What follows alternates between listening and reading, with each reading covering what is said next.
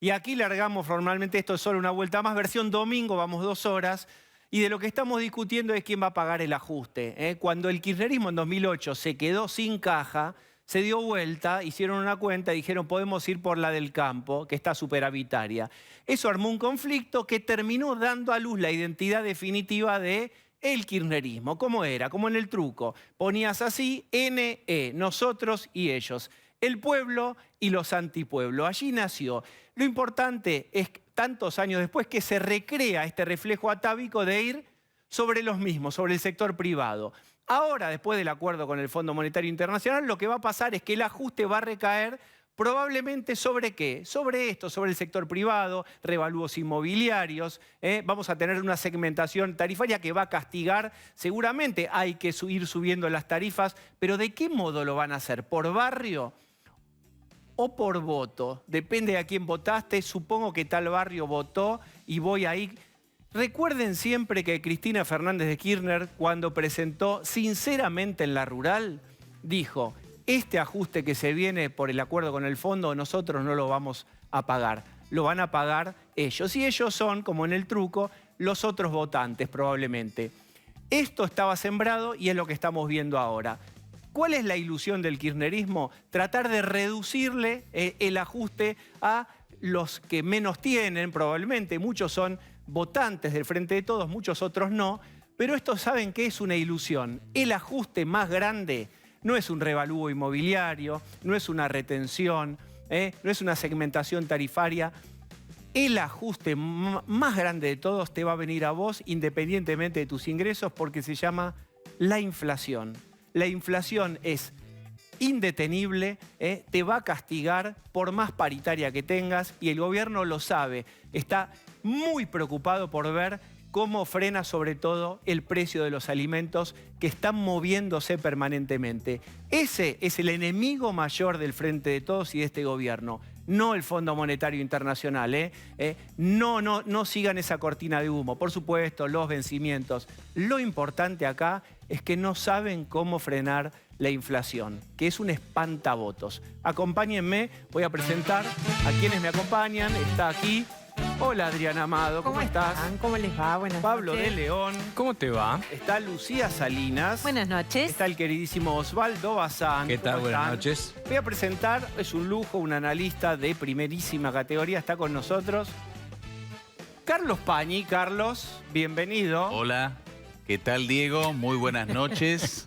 ¿Cómo estás? Muy Un bien, gusto saludarte. Carlos. Muy bien, Doménica Carlos. In. Bien. Escucho atentamente. Estoy muy contento porque sabés que le acabo de ganar un partido de TEG a Andrés Malamud y a Pablo Gerchunov. Sí, muy bien. Siempre nos juntamos los domingos en casa a jugar al TEG porque nos ayuda mucho a elaborar nuestras reflexiones geopolíticas. Así muy que bien. les muy mando bien. un gran abrazo. Bien. Durán Y Barba bueno, haciendo jugaba un al COP análisis- también. Sí, haciendo un análisis. Abuelo de pájaro. Te podría decir que el kirchnerismo se empieza a escindir del gobierno nacional. Es muy importante diferenciar siempre al kirchnerismo del albertismo, que como todos sabemos siempre fue de centro, moderado y civilizado. Absolutamente. Esto nos abre una serie de interrogantes. Ahora que a raíz de la invasión rusa, Venezuela y Estados Unidos se amigaron por el petróleo, porque petrodólares son amores. ¿Tenemos riesgo de transformarnos en el país menos capitalista de toda Es Sudamérica? verdad, porque si ya nos pasa a Venezuela, se pone capitalista. Y en tal caso, ¿está en condiciones Alberto Fernández de quedarse con las mañanas de la TV pública para conducir su versión de Aló Presidente? Y puede ser, uno nunca sabe, ¿eh?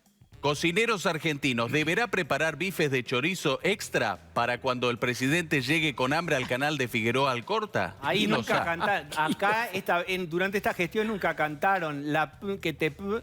Ahí no le cantaron. Ningún cocinero se hizo el vivo con Alberto, ¿no? Alberto Fernández. No hubo eso. Sí. A pesar de que la heladera está ancha, Sorprendió. amplia, vacía. Sí. Hace eco. Uno abre la puerta de la heladera y hace eco. Y uno además ve mucha luz. Cuando hay poca cosa, porque uno no tiene mucho para comprar, para llenar, está muy luminosa la heladera. La abrís y te ilumina la noche que te levantás desvelado el ambiente entero. Porque estás austero. Esa luz es un tren de frente, sí. Es el tren de frente del ajuste. Qué poético, ¿eh? Esa es buena. La heladera, Pero sorprendió a todos, sí, la heladera que está vacía y ¿cómo se llena esto? Con más relato. Sí. Con más relato, porque sorprendió a todos el video del viernes que puso en Twitter Cristina Fernández de Kirchner. Pero quiero compartir algo con vos, Diego, porque como diría Marcello Tinelli en la época de oro de Video Match, nos chorearon. Está muy bien. A ver, ¿qué vamos a presentar? Por la tarde, una intensa pedrada comenzó a llover sobre mi despacho. Los vidrios volaban por el aire y todo era un caos. Qué tristeza volver a presenciar escenas como estas en nuestra querida República Argentina. Y paradójicamente, Máximo me decía, mamá, mamá, mamá, mamá. Entonces, Oscar me extendió la mano, me susurró, ven conmigo si quieres vivir. Ven conmigo, baby. En momentos así, solo puedo pensar en él. La lluvia de piedra seguía destrozando todo su paso. Paradójicamente, Carlos Heller lloraba desconsoladamente. Y fue entonces que volví a sentir la presencia de él, que venía a protegerme. Pero nadie nos podrá defender del ajuste que exigirá ahora el FMI. Otra vez, inmensa pena. Bueno, muy bien. Impactante, Este Carlos. es el verdadero video que produjo junto a Tristan Bauer. Y esto nos genera también preguntas. ¿El futuro de Cristina será como locutora en off? ¿Se reactivará el polo audiovisual de la isla de Marqui? Daniel Scioli grabará la versión de El Pichichi de la Gente en Villa Lañata. Quilosa. Quilosa. Carlos, muchísimas gracias. Un futuro cinematográfico nos espera a los argentinos. Estamos... Arrivederci, Diego. Arrivederci, ahí estaba. Bueno, primera cosa para decir, repudiamos, hacemos, digamos, lo que Cristina paradójicamente no hizo. Claro. Repudiamos completamente Totalmente. la violencia, las piedras sobre el despacho de Cristina, la manifestación de la violencia como opinión política, esta idea naturalizada en Argentina de que habrá diputados, pero esa es una parte de cómo se deciden las cosas. Otra parte la decide la plaza. Repudiamos plenamente eso y paradójicamente la que no repudió es... En su video oficial fue la vicepresidenta. Claro, porque incluso en el texto de su tuit, ella pone en dudas de que el único lugar que se atacó fue su oficina. Y horas después, en el día de ayer, Andrés Cuervo Larroque, que no hace nada sin la veña de Máximo Kirchner, porque es un hombre de su íntima confianza, dice que llama atención el silencio del gobierno. Entonces casi parece como que estuvieran acusando al gobierno de que tienen que ver. Fijémonos. Pero es interesantísimo esto. Aturden el silencio y la parsimonia del gobierno frente al ataque al despacho de la vicepresidenta. Primera pregunta, como haría Carlos Pañi de Tarico. ¿Qué, vos no sos el gobierno? Andrés, ¿eres tú el gobierno o es otro el gobierno y estratégicamente te estás separando para decir el ajuste, la patria es el otro, el ajuste es el otro? ¿Eso es lo que estamos viendo? Y aparte, Larroque es ministro de Desarrollo de la Comunidad, que es un Ministerio de Desarrollo Social de la provincia de Buenos Aires. Entonces estamos diciendo que, de acuerdo a tu pregunta, que es Larroque es ministro de Kicillof, que no es oficialista. Sí, es oficialista. Bueno, ahí me parece que hay una jugada estratégica del gobierno, como si no formaran parte. Y después esta idea de están no sensibilizados, no responsabilizándose por No Cristina, condenando. no condenándolo Claro. a Cristina. Y- Bueno, ahí hubo...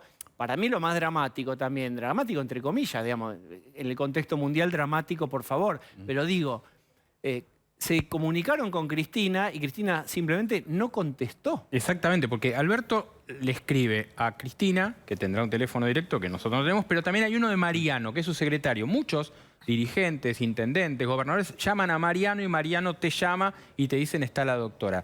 Alberto le hizo eso y le mandó un telegram. Ninguno le respondió. La vicepresidenta al presidente. Este es el nivel de estado de la alianza oficialista. Está caído Telegram. A ver qué dijo Aníbal Fernández. Aníbal Fernández salió a tuitear. Querido Cuervo, ¿te aturde el silencio y la parsimonia? Bueno, ahí la parsimonia contesta a Aníbal porque le toca a él. Es como la lentitud para reaccionar con la seguridad del gobierno ante el ataque a oficinas de Cristina. Pero ¿sabes una cosa? No es así. Ante la agresión, el presidente se comunicó con Cristina y un colaborador interesándose por la situación y poniéndose a disposición. Esto dice Aníbal Fernández. Después de ello me llamó a mí instruyéndome para que actuemos con rigor como lo hicimos, sin reprimir, recordando que venimos todos de la misma escuela. ¿Qué pretendo con esto? No dejar palabras sueltas o adjetivos que luego utilicen los profetas del odio como... ¿Como quién? De nosotros. Tantos años he pasado al lado de Cristina y Néstor, que lo asumo como familia, lo he dicho y guardo mis expresiones de afecto, que solo expreso con el cuidado de lo privado. He trabajado en todo lo que fue pedido, duro o no tanto, estando o no de acuerdo, y siempre estaré. Ahí vemos lo último. Ahí se dice, se autoriza, Aníbal Fernández dice, yo estuve todo el tiempo, son familia, déjame decirte una cosa, no es así, Cuervo Larroque. Que no se caiga a Twitter porque el gobierno queda sin comunicación, porque parece que es el único canal que pueden usar. Es una muy buena observación, ya no se hablan. Ya no se hablan, ya no se dirigen, incluso te digo, usan Twitter, pero no les alcanza los 280 caracteres, entonces o hacen un video o usan varios, es decir... está claro que mantienen un diálogo, quieren mostrar que dialogan a la sociedad, pero el efecto Ni siquiera es un diálogo, es una juxtaposición de discursos, unos atacando a otros, porque si existiera diálogo hubieran, como contaba Pablo, se hubieran respondido los mensajes, hubiera existido una comunicación real entre el presidente de la Nación y su vicepresidente, entre la alianza gobernante, y lo otro que habrá que dilucidar a lo largo de estos días es las responsabilidades en la calle, porque ahí actuaban las fuerzas federales y también la policía de la ciudad de Buenos Aires, y hay 2 expedientes judiciales. Entonces también habrá que darle curso a eso. ¿Sí no estaba por decir algo? No, que justamente si esto hubiera ocurrido en cualquier otro país del mundo, seguramente estaban los ministros de seguridad a cargo, incluso la vicepresidenta, dando explicaciones a la prensa, explicando la argumentación, no mandando un video y no atendiendo a nadie, ni siquiera al presidente. ¿Qué pasa con ese video? Dale vos primero. No, es interesante pensar qué hubiera pasado si en los 70 hubiera habido Twitter. Por ahí nos hablábamos de un montón de muertos, ¿no? Claro, ahora porque antes se tiraban con tiros, ahora solamente se comunican con Twitter, nos ponen a nosotros de cómplices de las cosas que ellos dicen, pero lo que está claro es que todos son el gobierno. Quieren instalarle el discurso y la narrativa de que somos acá, somos acá. No, lo que todos sabemos, y en esto el periodismo va a ser importante, es decir, son el gobierno. No hay manera de decir yo no fui. Yo no te voté. Son el gobierno. Y tienen que hacerse cargo de las cosas que el gobierno hace. Miren ustedes, esto pasaba, esto es un desprendimiento de las cosas como son, que es un programa de Pablo de León, fíjense este tuit, que está retuiteado por el presidente, porque Santoro le dijo a nuestro compañero Pablo de León, todos los funcionarios tienen la obligación de estar alineados con el presidente. Claro, lo que él ¿Cómo dice, fue esa conversación, Lo que él Pablo? dice, yo le preguntaba cuál era la situación de esto que decía él, la interna del gobierno, y él decía, yo no voy a juzgar porque con Máximo hablé y se lo dije en la cara, pero yo creo que todos los funcionarios tienen que estar alineados con el presidente como sería en cualquier gobierno de todos lados. ¿Qué hace Alberto? Y tiene que ver con lo que decía antes Adriana. Alberto retuitea esta frase que la levanta un sitio de Data Clave, que le agradecemos. Alberto retuitea. Entonces, ¿qué está retuiteando? Está retuiteando una crítica de alguien propio a la cámpora. Este es el estado de situación. Bien, el estado de situación es más allá de los cruces entre los socios que se pelean. ¿Por qué se pelean? Porque se viene la mala, se viene el ajuste, se vienen las malas noticias, se vienen las restricciones. Pero no porque viene la gente mala del fondo y te viene a supervisar como si fuera la maestra de antes. No es tu institutriz que viene severamente a vigilar tus uñas y tu aprendizaje. No es eso. Es que Argentina no termina de acomodar la macro y por eso tiene tanta inflación hace tantos años. Y lo dijimos, el ajuste lo va a hacer la inflación, no lo va a hacer el fondo. Entonces, de lo que se trata es de sacarse de encima la responsabilidad de un gobierno que viene ofreciéndose en su restaurante. Nosotros, digamos, ¿qué servimos? Nuestros platos distributivos, ampliación de derechos. Bueno, no hay más. Entonces, ¿qué es lo que va a salir a ofrecer en el restaurante del kirchnerismo? No lo sabe y está muy incómodo con esto. De hecho, está sumamente incómoda Cristina con lo que cree que es una injusticia histórica. ¿Cómo me tiran piedras a mí? ¿Cómo a mí si yo siempre estuve del lado de los más necesitados? Pues bien, por más que está el libro de Eva y el libro de Perón ahí en ese despacho apedreado, Lo cierto es que la macro desordenada hace tantos años produjo por lo menos 40 y pico % de informalidad, de gente que está colgada de lo que caza o recolecta, vendiéndome, haciendo cualquier cosa. Sabemos la pérdida de poder adquisitivo, el ajuste de los jubilados el año pasado, y sobre todo sabemos que no crece la República Argentina. Argentina está trabada en una estructura que no le permite desarrollarse y lo que va haciendo es acumulando pobreza. Esto es lo que está de fondo y todo lo que discutimos antes tiene que ver con quién se hace responsable. Hablando de eso, Lucía Salinas, yo hablaba de lo injusto de quién carga con esto. ¿Qué pasó el jueves a las 3:10 de la tarde, mientras en el despacho estaban viendo cómo se votaba el acuerdo con el fondo? Ya había empezado el Congreso la discusión de este acuerdo. Máximo Kirchner estaba en su despacho, ya se sabía que en esa instancia no iba a bajar al recinto y lo que todos suponían y que ocurrió es que fue uno de los 28 que votó en contra. En ese mismo momento, a las 3:11 de la tarde, según la resolución, firmó Luana Bollnovich, la titular del PAMI, una resolución a través de la cual, a partir del 1 de abril, en menos de 20 días, van a pasar a planta permanente 206 personas. Que se planteó que estas personas ya venían contratadas por el PAMI, pero ahora efectivamente iban a quedar dentro del PAMI de manera permanente. Lo que llamó la atención de esta resolución es que en esas 4 páginas hay 10 párrafos ocupados en justificar o en explicar una situación. Y es que gran parte de estas 206 personas que van a ser planta permanente no cuentan con el secundario terminado.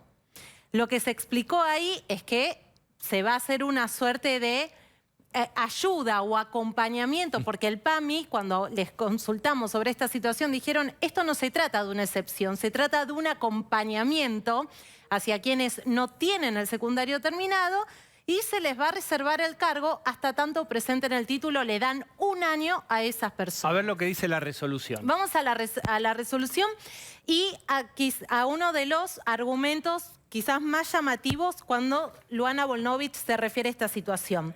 Que la presentación del título secundario como requisito obligatorio para el ingreso a este instituto deviene en una barrera formal que atenta contra el derecho de acceso a condiciones dignas y equitativas de trabajo contra personas que han sido asignadas por historias de vida en condiciones de desigualdad económica, cultural y simbólica, quienes se han visto imposibilitadas de ejercer su derecho a una educación de calidad en los tiempos establecidos durante la primera infancia y adolescencia.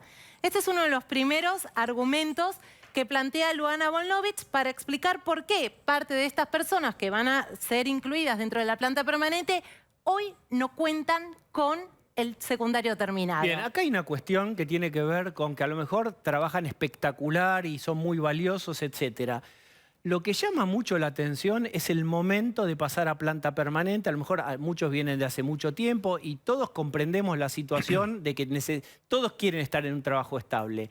Lo que genera justamente la incomodidad es cómo hay sectores protegidos y cómo pareciera, o esta es una hipótesis, que en un momento donde se va a venir la mala, donde se va a venir la restricción, en el momento justo donde se está por votar el acuerdo con el fondo, que seguramente va a poner algún límite al empleo público, medio forzado y rápido, meten a planta permanente a estas 200 personas que ya venían trabajando. La argumentación después, ustedes la ven. Lo que, insisto, llama la atención es el momento, la urgencia. A mí me hace acordar cuando Cristina dejaba el poder, en 2015, en los últimos días, pasaron a planta permanente a cientos de personas allí, como para asegurarse también, como en el TEC, tener las fichas cubiertas. Mira, hay otro argumento, Diego, en la resolución que firmó Luana Bollnovich, que dice lo siguiente, que la matriz elitista del sistema educativo, en particular en su nivel secundario,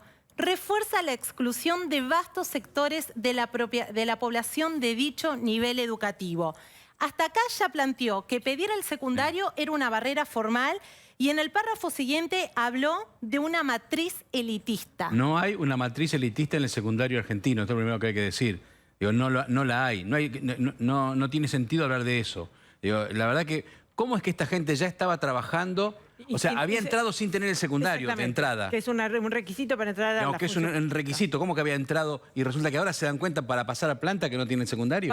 Lo que dice la resolución es que para pasar a planta permanente es un requisito por ley que cuente con el secundario terminado. Vos no tenés, Osvaldo. Yo te banco un año, terminé el título, mientras me seguís facturando. Mira, así funciona. Hace unas semanas hice una nota para el diario El Sol donde le pregunté a la gente, a los usuarios de PAMI, cómo era el servicio. Y después lo dijeron por Twitter y después yo hablé con cada uno de ellos.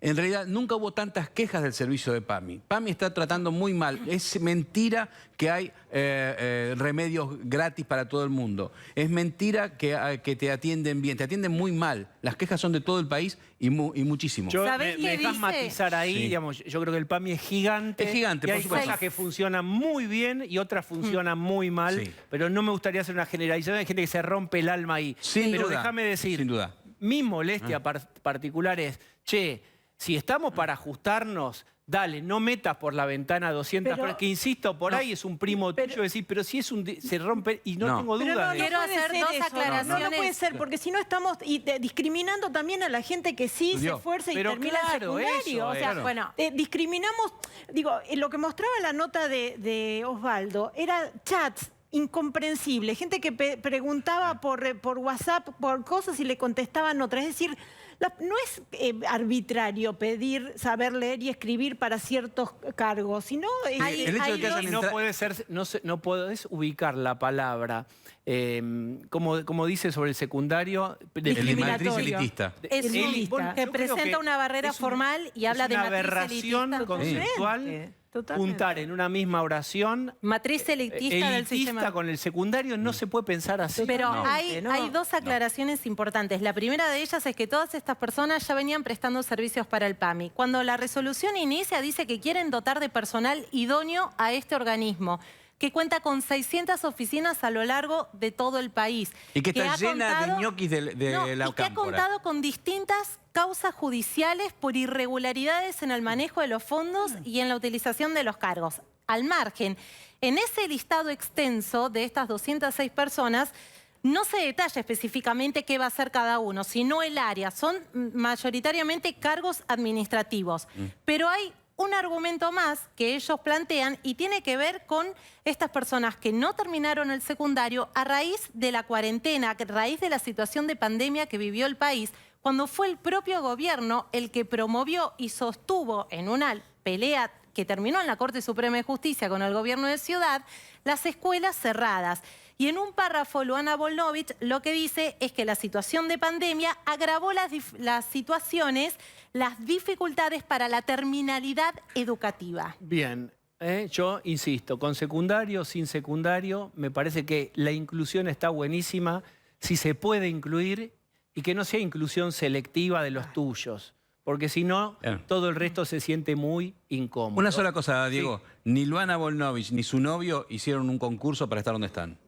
Voy a recibir a nuestra primera invitada. Vamos a hablar, ella es diputada muy próxima a Lilita Carrió, es Mariana Zubik. Hola Mariana, ¿cómo estás? Bien, ¿no? Hace un ratito mostramos o hablábamos sobre ese despacho apedreado de Cristina Fernández de Kirchner, un video ahí donde ella no responsabiliza, sino que dice esto es lo que pasa cuando viene el fondo, ¿no? ¿Cuál es tu mirada sobre ese video y todo lo que ocurrió ahí? Es raro, ¿no? La verdad es como recién los escuchaba, que el comunicado haya sido un video, una especie de parodia del hecho. Es preocupante. Aparentemente el hecho sucedió y fue muy grave.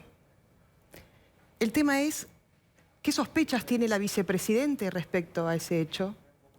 Que como bien relataban ustedes, no hizo una conferencia de prensa y una denuncia abierta, ¿no?, a la sociedad, porque la vicepresidente de la Nación es más allá de Cristina Fernández de Kirchner, es su cargo, es la investidura y es lo que representa. Entonces, cualquier situación que ponga en riesgo la vida, la integridad de la vicepresidente es un tema de interés público.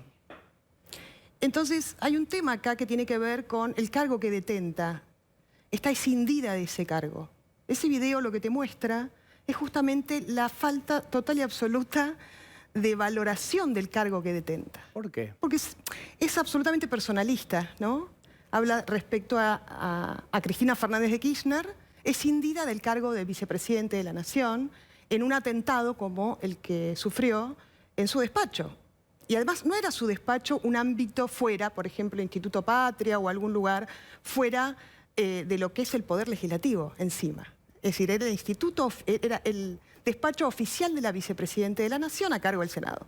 Entonces, es algo de interés público y los argentinos tienen que saber la información completa y si la vicepresidenta tiene algún tipo de sospechas respecto a quiénes han sido los autores intelectuales, materiales, me llama la atención que aún no sepan, porque como bien todos nosotros estábamos adentro del Congreso de la Nación y hay cámaras, ¿no? Hay cámaras en la calle y habían cámaras de televisión también filmando este hecho, que por la secuencia que me comentaron, primero hubo humo, luego de ese humo hubo, bueno, las molotov que atentaron contra la vida de un policía.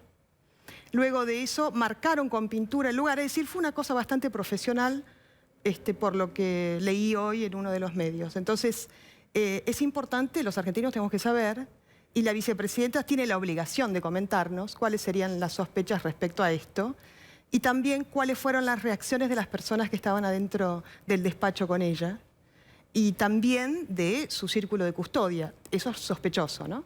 Que la vicepresidenta se mantenga en su despacho cuando estaba sucediendo esto a metros de la ventana de su despacho. Eso también genera sospechas. ¿Qué sospecha te genera? Bueno, a ver, la vicepresidenta, como sabemos, tiene custodia que pagamos todos los argentinos y que tiene que, como es el trabajo de la custodia, hacer determinados estudios o análisis respecto a cualquier cosa que represente una amenaza para la integridad de la vicepresidenta. Me llama la atención que teniendo a personas que venían en columnas, y no eran pocas, eran bastantes, frente a su despacho, ella se mantenga ahí y la custodia personal no le haya advertido sobre esta situación, ¿no? Eso también... ¿Cuál es tu hipótesis? No lo sé. Todo esto me genera sospechas, imagino que similares a las que le ha generado a la vicepresidente y a su entorno, motivo por el cual hizo esta parodia con un video, ¿no? Pero por eso te digo, me parece que estamos bastante atrapados en la ficción de la realidad. Hay cuestiones que es una realidad, lo que sucedió, y otra es la ficción y la parodia de lo que ellos te relatan, el relato permanente. Es decir, frente a un hecho como este, siempre está el relato y la ficción, la manera de ficcionar la realidad. Entonces, cuando hay una ficción frente a un hecho como este, que ha sido contundente, y todos lo vimos, ¿no? Te genera sospechas del por qué es lo que pasa, qué es lo que se esconde detrás, por qué necesidad había de hacer esa parodia, por qué motivo sucedió eso. Recordá algo, en Santa Cruz, no recuerdo, no sé si fue hace cuántos años atrás, cuando un grupo de docentes se acercaron a la casa de gobierno, a la casa de la gobernadora, Alicia Kirchner, Cristina Fernández de Kirchner hizo lo mismo, hizo un video. Era un grupo de manifestantes que se habían acercado a la Casa de Gobierno, donde presuntamente estaban Alicia Kirchner y Cristina Fernández de Kirchner, donde ellas dicen que levantaron un sillón de 3 cuerpos solas y lo pusieron contra una puerta. Bueno, hubo un video y una parodia sobre ese hecho también, ¿no? Yo no sé si esto habla respecto a cuestiones que tengan que ver con la salud mental de las personas involucradas, o también que tiene que ver con la innecesidad de alimentar y de tratar de sacar el foco sobre lo que está sucediendo hoy en la Argentina, ¿no? Intentar distraernos y que justamente estemos hablando en este momento de esta situación, más que del hecho, de la interpretación y la manera de ficcionar el hecho, ¿no? ¿Cómo ves la relación entre, por ejemplo, la Cámpora, viste el tuit de Andrés Larroque acusando al gobierno de un silencio atronador, la respuesta ahí de Aníbal Fernández, etcétera? ¿Cómo queda ese vínculo, estos socios? Sí. Mira, primer tema que para mí es importante analizar. Acá no hay facciones, ¿no? Acá hay un grupo de personas que le alquilaron el sillón de Rivadavia al presidente, lo eligieron por Twitter y le designaron ese rol. Motivo por el cual creo que recién ahora nosotros podemos empezar a hablar de la posibilidad, quizá o no, porque tampoco podemos trazar algo que pueda advertirnos la conducta del presidente de la Nación, es bastante lábil eso, respecto a la construcción de un posible albertismo en todo caso, ¿no? En contraposición a la cámpora y al kirchnerismo. Me parece que esto se viene desatando desde el 12 de septiembre, abiertamente, ¿no? Desde la carta de la vicepresidenta de la Nación. Y a partir de allí todos los hechos puntuales que han significado un intento de escindirse, separarse del gobierno en sí mismo, más allá de Alberto Fernández, porque para ellos es un empleado, ¿no? Entonces, hay un tema interesante. Ellos dicen ser revolucionarios, pero están agarrados a los cargos. Entonces, más allá de lo que digan, el tema es cuáles han sido las conductas atrás de cada uno de sus dichos, es decir, cuáles han sido las decisiones. Para mí sí ha sido interesante analizar como un hecho trascendente la renuncia de Máximo Kirchner a la bancada representando al Frente de Todos. Y a partir de allí, la secuencia de golpes. Es decir, lo que hicieron ellos, sacando la figura del presidente, es atentar contra el Estado Nacional, contra los intereses del Estado Nacional.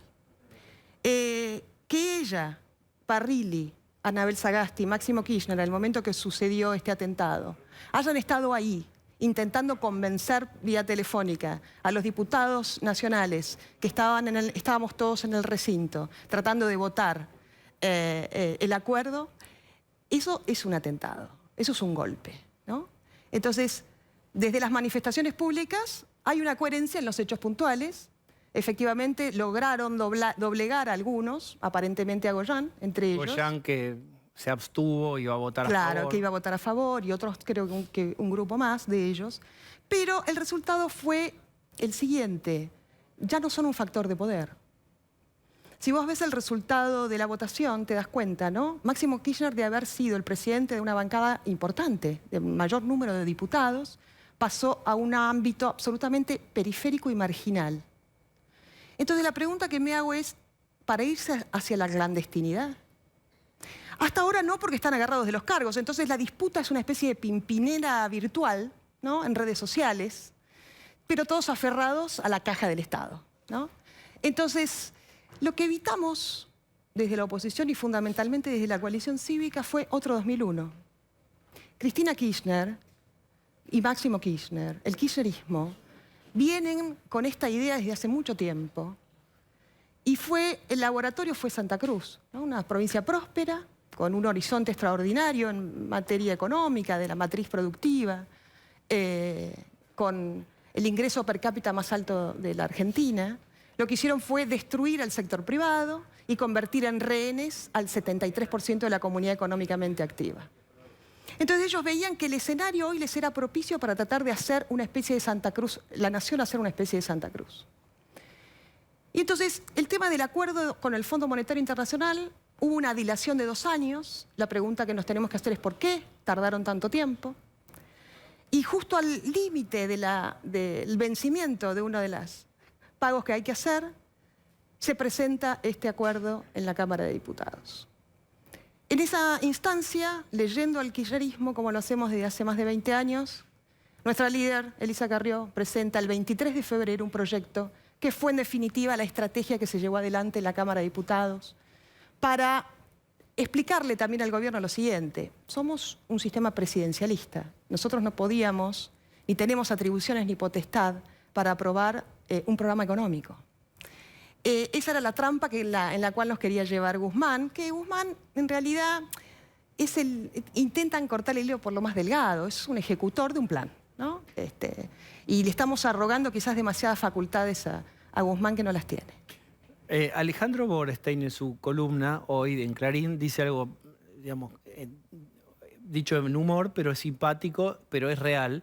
Que, bueno, también es fácil hacerse el guapo y decir no voto el acuerdo cuando sabes que todo el resto están los votos y la oposición y otra parte del peronismo y esos sí van a votar. Entonces, el abismo está ya resuelto. No habrá abismo, no habrá default. Como sé que no hay, puedo darme el lujo de votar en contra. Eso ahora, pero antes no. Mira, la realidad es la siguiente. Cuando Elisa Carrió plantea esta estrategia, la realidad es que gran parte y la gran mayoría de la clase política estaba pensando más en una abstención y en votar en contra. Ese escenario en este poroteo que hace la clase política, lo tenía muy claro el kirchnerismo. Lo tenía muy claro Máximo Kirchner, por eso se tira a la pileta. Porque no estaban los votos. Efectivamente no estaban los votos. Cuando nosotros planteamos esto, a Elisa Carrió se le ocurre esta estrategia, a partir de ahí empieza otro escenario de negociación, que lo llevó adelante el presidente de nuestro bloque, Juan Manuel López. Y a partir de ahí pudimos persuadir al resto de nuestros compañeros y aliados. Y bueno, se llegó a otra instancia donde, según nos cuentan, Máximo Kirchner empezó a crisparse bastante más y dilataba su vuelta de Santa Cruz a Buenos Aires.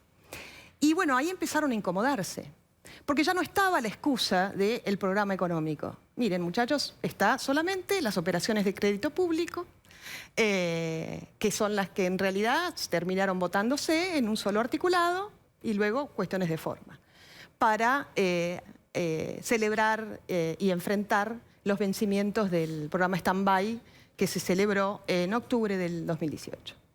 Entonces, resuelta esta situación, ellos ya no tenían más margen ni excusas. Por eso es que vos ves que de 202 votos positivos, solo 28 votaron en contra. No hay mucho antecedente del kirchnerismo Máximo, Cristina, en minoría, digamos, salvo cuando perdieron las elecciones en 2017, etcétera, Sí. con Esteban Bullrich, Cristina, pero digo, es un momento donde claramente no son mayoría. ¿Cómo crees que se comporta en una situación así, en este contexto, el kirchnerismo? Vos conocés de hace muchos años a Cristina, desde Santa Cruz y a Máximo. Bien, efectivamente, cuando ellos no pueden manejar, te voltean. Ellos llegan al poder en Santa Cruz por la ventana, derrocando a Del Val, que era gobernador, con una causa que le inventan porque había utilizado una máquina vial para abrir un camino en un campo de su propiedad. Allí, de esa manera, eso fue armado y orquestado por Cristina Kirchner, que estaba en la Cámara de Diputados. Néstor Kirchner era intendente, entra por la ventana a la gobernación. Luego derrocan a Acevedo, a Sergio Acevedo, porque Sergio Acevedo no aceptó certificados de obra pública por adelantado a Lázaro Báez. Eran $600.000 en aquel entonces, sí, aproximadamente. Y porque lo que hizo fue mostrar los fondos de Santa Cruz, ¿no? Dijo, bueno, voy a empezar a transparentar esto. Se lo llevan puesto. La segunda fue con Carlos Sancho, que era el vicegobernador. Tampoco lo podían manejar porque tampoco tenía aptitudes para el cargo, también hacia él. Y luego un intento que no pudieron, porque ahí la oposición se mantuvo firme, a Daniel Peralta. Entonces, van por Alberto Fernández. ¿Qué y la quiere pregunta decir, que nos... porque son frases fuertes. ¿Qué quiere decir van por Alberto Fernández? Lo mismo que te relaté anteriormente en Santa Cruz. Es decir, vos me preguntabas si hay antecedentes respecto a ellos en minoría. Hay antecedentes respecto a ellos, así en Santa Cruz, cuando no pueden manejar las variables y el poder. Y la manera de resolverlas siempre fue derrocando a las personas que tenían designadas en esos cargos. Estarían serruchando la rama de la que ellos cuelgan también. Mira, cuando te digo nosotros evitamos un 2001, era eso. Ellos lo que intentaban era llevar al presidente a una situación tal donde, bueno, vimos lo que pasó en el 2001, ¿no? Llamar a una especie de asamblea y la que sigue en sucesión en el cargo es la vicepresidenta. ¿Era derrocarlo, obligarlo a renunciar? Era obligarlo a renunciar. Eso es lo que nosotros advertimos y es por eso que lo que hicimos fue presentar esto para evitar más desastre, caos. Y además hay un tema acá. No es cierto que ganaban ellos. Todo lo contrario. Nosotros tenemos que hacer que asuman ellos los costos y el cargo de las decisiones que han tomado. Ahora, no obstante, nosotros en diciembre del 2020 presentamos un pedido de juicio político a la vicepresidenta de la Nación. Y nos parece que es oportuno empezar a revisar eso nuevamente. Porque frente a las circunstancias y a los hechos donde en cabeza de la vicepresidenta se intentó llevar a la Argentina al default y a un 2001, y lo que hicieron también fue todo tipo de tácticas, porque la estrategia se les cayó, todo tipo de tácticas para persuadir y doblegar a diputados de la Nación para que cambien su voto, me parece que eso también configura algo más para sumar a este pedido de juicio político. Entonces, si no limitamos el poder de daño del kirchnerismo residual y marginal, vamos a tener situaciones mucho más difíciles. No vemos en el presidente de la Nación la estatura política para hacer frente a esta situación. Esa es la realidad. Vos sabés que en situaciones de crisis vos ves la estatura política de los dirigentes. Lo vimos nosotros con lo que fue la negociación por este acuerdo. Muy pocos tuvieron la estatura política. Y me parece que, y está visto, que tiene serias limitaciones el presidente de la Nación. Si nos escuchara, te podría decir, bueno, con Massa, etcétera, los votos los juntamos. Yo creo que es el momento oportuno para que empecemos a revisar estas instancias y si somos responsables, como lo fuimos con la historia argentina, frenando otro 2001, creo que tenemos que empezar a mirar cómo hacer para limitar el poder de daño de esto que ya no es un factor de poder, sino un factor de mucho daño para la Argentina. ¿Vos creés que podría haber, esto, digamos, predice una etapa de algún tipo de diálogo con el gobierno, digamos, sobre todo con Massa, con Alberto Fernández, con el kirchnerismo por fuera? No lo sé, mira, el ensayo fue la Cámara de Diputados con el tema del acuerdo. La verdad es que se pudo lograr avanzar en negociaciones, lo vieron muy bien ustedes con lo que fue la comisión y el trabajo de la comisión, pero eso fue una instancia de desesperación. Pero nosotros somos oposición y nosotros estamos construyendo una alternativa de gobierno, pero también evitar más daños. Nuestro ámbito de diálogo es sí o sí la Cámara de Diputados, no hay otros ámbitos de diálogo. ¿Con Massa cómo están las cosas? ¿Cuánta confianza se puede tener ahí? ¿Qué otra cosa se puede construir si es que se puede? No, bueno, en lo personal no creo que haya posibilidad de construir nada, ¿no? Es una persona con baja credibilidad. Sí puedo decir que en este ámbito y en el lugar que le tocó, como tiene esta facilidad de tener personalidades múltiples, pudo sentarse con unos y otros para facilitar el acuerdo. Así es que eso se celebra, ¿no? Pero bueno, la verdad es que me parece que la Argentina que viene requiere de personas con templanza, serias y creíbles, y que puedan enfrentar los desafíos que vienen sin representar intereses facciosos. Entonces, nosotros pudimos poner, vale la redundancia, a la Argentina primero que nuestros intereses. Porque si vos lo medías, había un sector de personas bastante iracundas, y eso es algo que me parece importante remarcar. Lo que estoy notando es que sectores que dicen ser antagónicos al kirchnerismo se les parecen. ¿A quién te referís? No, porque quizás si uno no sabe procesar el odio que genera el kirchnerismo, terminas reproduciendo lo mismo que padeces. ¿Pero a qué te referís? O sea, ¿a los libertarios? ¿Te referís a los liberales? Ahí tenés algo... No sé, yo digo y vos me decís y te vemos los gestos. No sé, ¿te referís a Milei, a Espert, porque López Murphy votó en contra del acuerdo? Pero Fernando Iglesias también votó en contra del acuerdo. No, bueno, Fernando Iglesias no estuvo en la sesión.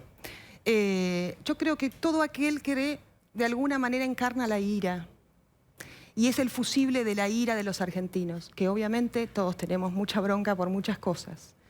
Pero el problema es que los extremos se tocan, y lo vimos con esta votación. La izquierda y los llamados libertarios, ¿no?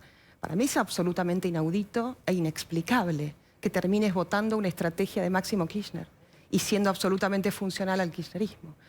Es absolutamente inaudito que vos hayas votado en contra de un acuerdo con el FMI que le significaba el default a la Argentina, sabiendo el antecedente de muerte y de hambre que tuvimos en el año 2001, con un país con casi 50% de pobreza. Entonces, ves que los extremos se tocan. Ellos dicen que es muy malo el acuerdo. Seguramente, a ver, respecto a la implementación o ejecución, claramente lo debe ser, claramente lo es. Ahora, peor era empujar a la Argentina al default. Entonces, una vez que vos tenés garantizado esto, luego la Cámara de Diputados es la que pone límites a cualquier cosa que quiera implementar el gobierno, así sea suba de impuestos o creación de nuevos impuestos. Tienen que pasar esto por la Cámara de Diputados. Y ahí tienen un bloque importante de opositores que van a estar para defender sus intereses. Y esto es algo que nosotros sellamos a fuego. Bien, va a haber una oportunidad, porque la cosa está compleja para el gobierno, las encuestas de imagen, etcétera. Juntos por el Cambio probablemente tenga una oportunidad en el 23. ¿Cómo imaginás que se va a dirimir? Hoy está muy horizontal, con lo bueno y con lo malo. ¿Cómo imaginás que se va a dirimir eso? Gerardo Morales irrumpió como una figura muy fuerte. Macri tuvo que aprender a compartir una mesa colegiada, está Horacio Rodríguez Larreta, Lilita siempre está también. ¿Cómo imaginas eso? Porque son planes y concepciones diferentes, incluso de la economía, ¿eh? Sí. Mira, la verdad es que la dinámica política en la Argentina es compleja, ¿no? Entonces, trazar algo en este momento, no sé, no podría hacerlo. Todos los días tenemos alguna cosa en la Argentina que hace que te cambie el ritmo. Vos de algún modo decís, bueno, ahora esto me va a generar cierta estabilidad y puedo trazar, puedo proyectar, puedo planificar. Es muy difícil planificar. Ahora, respecto a la oferta electoral en Juntos por el Cambio, me parece extraordinario que haya esa diversidad. No hubo en la historia argentina tal diversidad.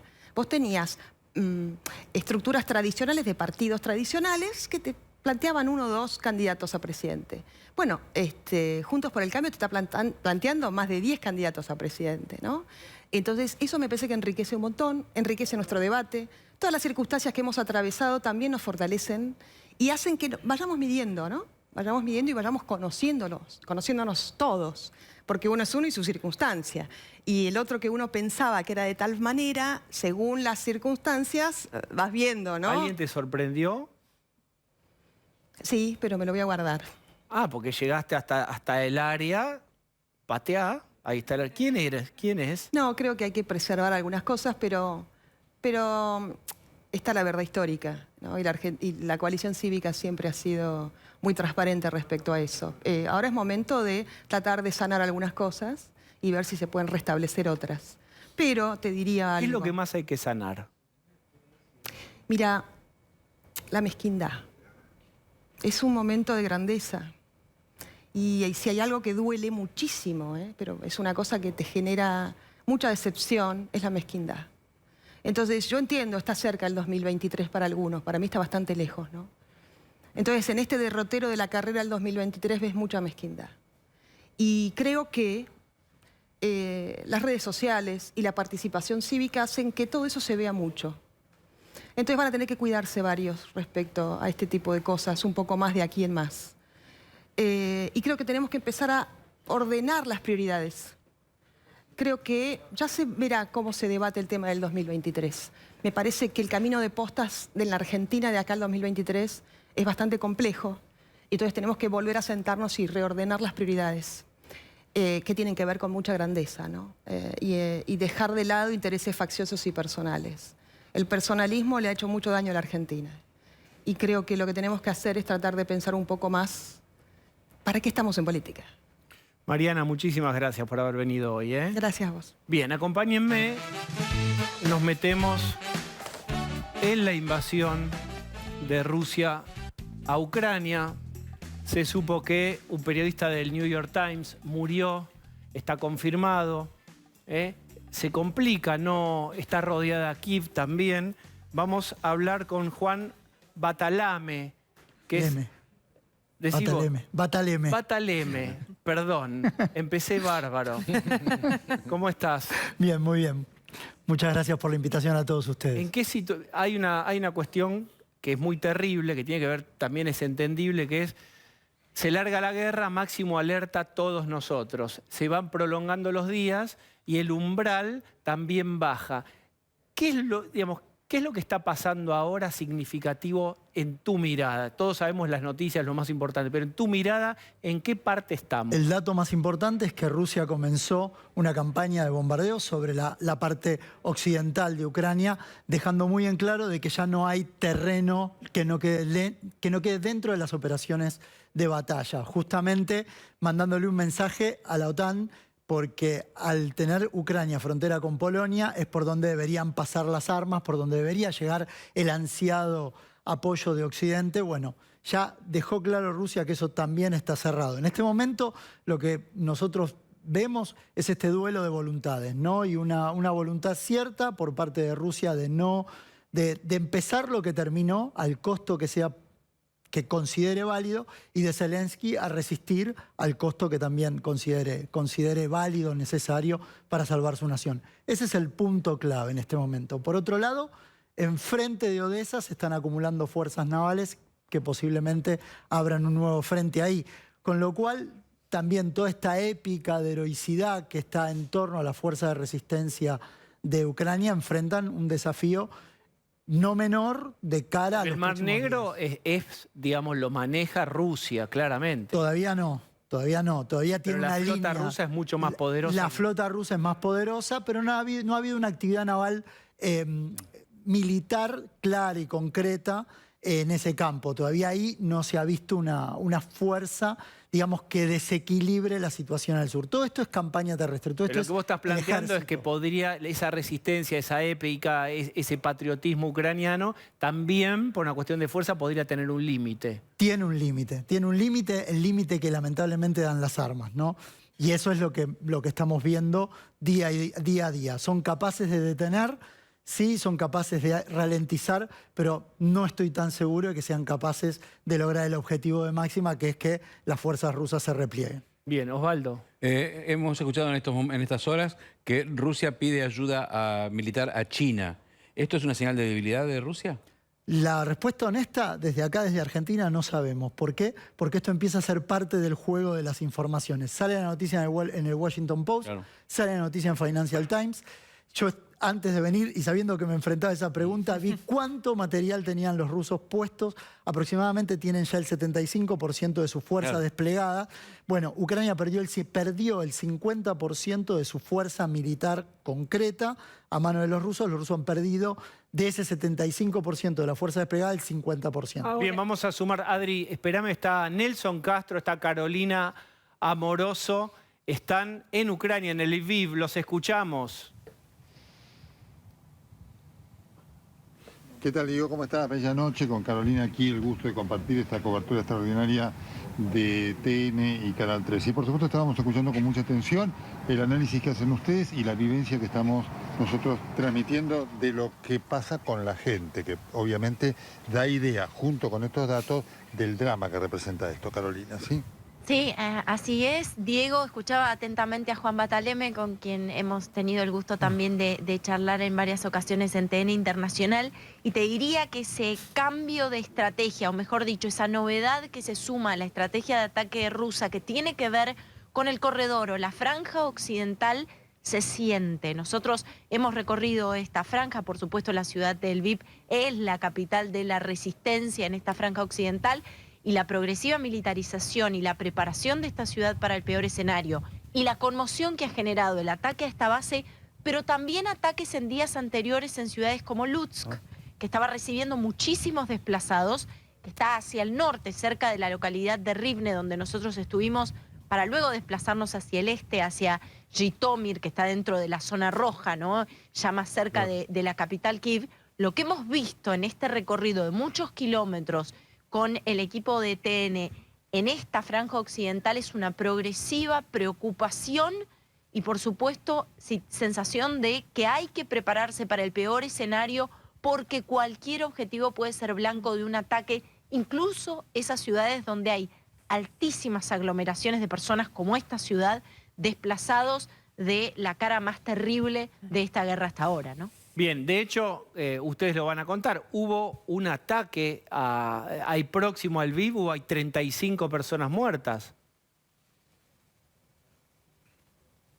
Bueno, efectivamente, Diego, hoy nosotros estuvimos con todo el equipo de TN, con Manu Jove, con Gonzalo Báñez, con Rodrigo Sánchez Miguel, con Osvaldo Berizo. Fue muy difícil llegar allí, pero con Carolina nosotros recorrimos los aledaños, las adyacencias, para demostrar lo que significaba no solamente este ataque a este Centro Internacional para el Mantenimiento de la Seguridad, en cuanto a la base en sí, sino también a la población en sí, porque el lugar, si bien es un lugar estratégico, está en el medio de un poblado absolutamente simple, así que el terror para esa gente ha sido enorme. Con este dato que además les damos, ¿no? Porque aquí este tema, además de algo que Carolina viene informando en su extraordinaria cobertura, el tema del manejo de la información es un tema muy delicado.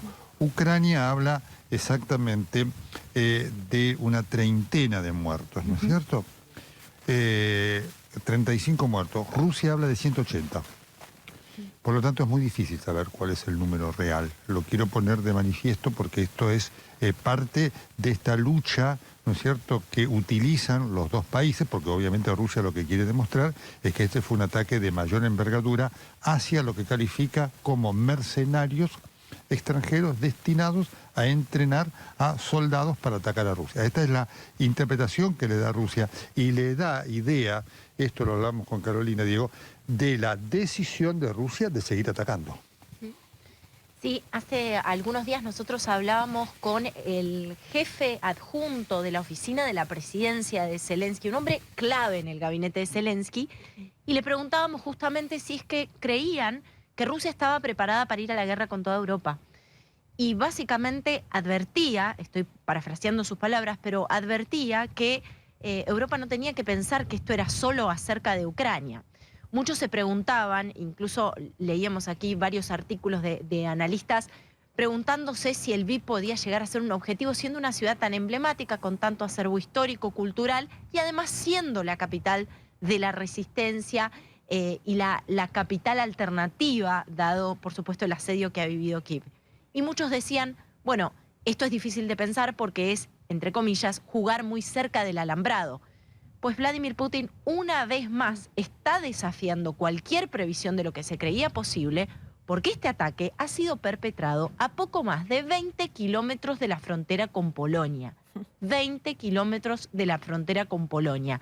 Sumado a esto hay que decir, y lo que dice Nelson es muy muy claro, que cuando uno va avanzando hacia las zonas rojas, nosotros pudimos hacerlo días atrás, junto con Gonzalo Báñez, con Osvaldo Berizo, con Rodrigo Sánchez Miguel, a una ciudad llamada Jitomir, que como tantas ciudades está absolutamente diezmada por los ataques a objetivos civiles, lo documentamos con nuestra cámara, lo que se produce es un vaciamiento. Entonces, en ese vaciamiento y en esas ciudades casi espectrales, lo que hay también es un vacío de las redes que sostienen en muchos casos a la resistencia ucraniana. La resistencia ucraniana, por supuesto, está sostenida por la fuerza de los hombres que forman parte de las Fuerzas Armadas, por los civiles que se han plegado a las Fuerzas Armadas, pero también por las comunidades locales que permanecen allí para darles apoyo logístico, ni que hablar de la determinación más absoluta de seguir ellos también resistiendo en sus casas, en sus pueblos y dispuestos a dar su vida por la defensa de su territorio. Pero esto realmente, más allá de la estrategia quizás de aterrorizar a la población para lograr o para pretender forjar un cambio interno en Ucrania, ¿no? Porque el gran objetivo político al menos es lograr hacer que capitule el propio Zelensky, más allá de eso, la estrategia de vaciamiento también apunta a quitarle apoyo y sostén a la resistencia ucraniana. Bien, permítame un segundo, quiero preguntarle a Juan, uno todos los días se hace la misma pregunta, ¿y Occidente, hay algo del contexto actual que puede modificar la posición de Occidente, que hasta ahora es aporto armas pero no me meto? Biden fue muy claro en su discurso del Estado de la Unión. No vamos a meternos directamente en el conflicto militar. Indirectamente está haciendo cosas. Una es la provisión de armas. Yo uso el ejemplo de que cómo hubiera sido visto por los Estados Unidos si Rusia le hubiera mandado armas a Saddam Hussein. Digo, esto es un compromiso, es un nivel de compromiso insatisfactorio para cualquiera, ciertamente, más si estás en Ucrania. Eso no me cabe ninguna duda. Dos, el soporte en las comunicaciones. Eso es clave. Si ustedes miran cualquier página de OSINT, de lo que se conoce como Open Source Intelligence, ven los aviones y ven constantemente el rastreo de inteligencia que está haciendo sobre los movimientos de Rusia, que eso le está llegando a las fuerzas de resistencia ucranianas, con lo cual los ataques que vemos también en redes sociales tienen un grado de efectividad. ¿Por qué? Porque son alimentados por la inteligencia occidental. Putin, por otro lado, ya dijo que las sanciones económicas son una declaración de guerra, pero el problema es el umbral de dolor. Entonces, lo tiene claro en ese aspecto. Occidente hace hasta donde puede sin comprometer a sus propios ciudadanos. Cuando pase esto, habrá toda una discusión dentro de Occidente de qué hicimos o cómo se cargará con esa vergüenza, si ustedes quieren, en relación al apoyo que de vuelta no es tímido, sino que tiene un esquema más arriba, más importante, que tiene que ver con la confrontación directa entre los Estados Unidos y la OTAN y Rusia, que posiblemente podría darse, de hecho hay escenarios trabajados en eso, pero conlleva un riesgo mayor no solamente para los europeos y los ucranianos, sino para toda la humanidad. Voy a retomar contacto con Carolina y con Nelson. Va a preguntar Lucía Salinas. Caro, Nelson, buenas noches. ¿Cómo es la situación allí con la noticia del periodista estadounidense que fue asesinado? ¿Qué información ya hay al respecto? ¿Qué se espera que ocurra a raíz de esta situación? Bueno, la información es muy clara y hoy es el tema que hablábamos con Carolina que nos ha impactado a todos, ¿no? El asesinato tremendo de Bram Reno, que claramente indica tres cosas. Primero, el riesgo que significa la cobertura, ¿no? Así que para tenerlo muy en cuenta. Segundo, lo que también marca esta decisión de Rusia de mandar un mensaje, ¿no? Claramente.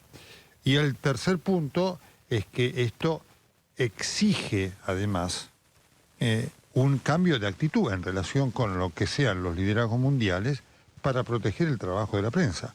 Esto que tiene que ver con lo que recién estaban diciendo, ¿no?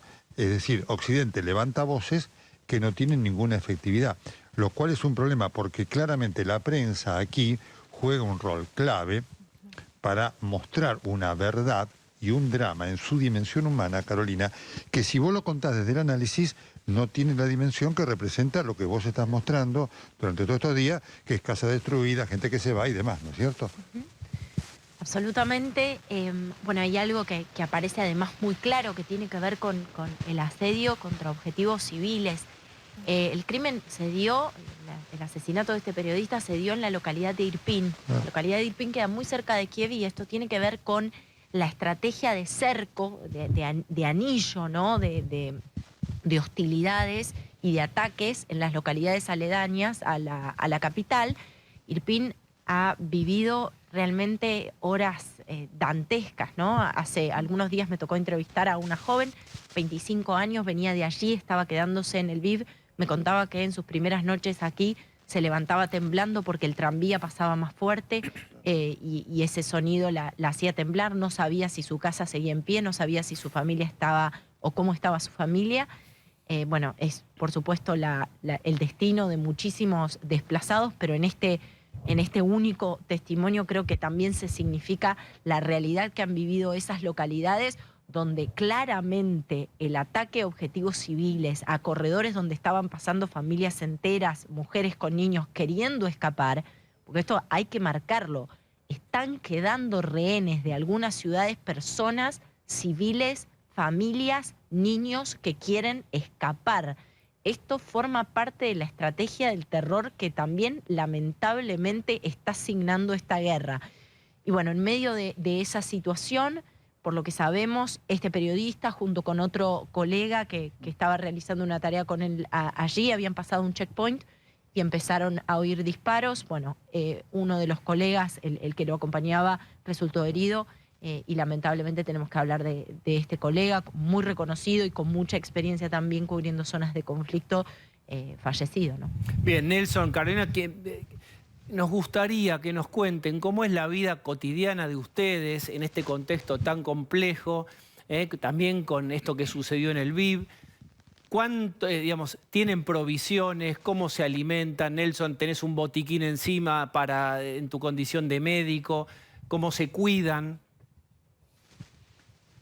Bueno, varias cosas. Esto se llama desprolijo, pero vamos a mostrarlo. Por favor, Osvaldo, vamos a mostrar el lugar donde estamos durmiendo. Acá, no, quédense todos. Acá estamos viviendo. Juan, pasa Carolina porque hace mucho frío, ¿sí? Bueno, así que acá estamos. Y acá vamos a dormir varios de nosotros. Diego, estás viendo, ¿no es cierto? Porque no hay lugares en el Lila. Así que este es nuestro lugar de trabajo. Ahí está. Vamos a mostrarlo acá, Osvaldo. Así que uno de nosotros va a dormir acá. Le vamos a dar a Carolina algún lugar para que ella tenga tener la privacidad que merece, pero así estamos trabajando y por suerte tenemos este lugar para trabajar. Ahí está Rodrigo Sánchez Miguel, ahí está Gonzalo Báñez, acá está Manu, y bueno, acá está todo nuestro equipamiento. Y repito, Diego, por suerte hemos conseguido este lugar para estar aquí trabajando. Ese lugar, Nelson, es un hotel. No hay muchos. Uno supondría es un hotel. Es un hotel.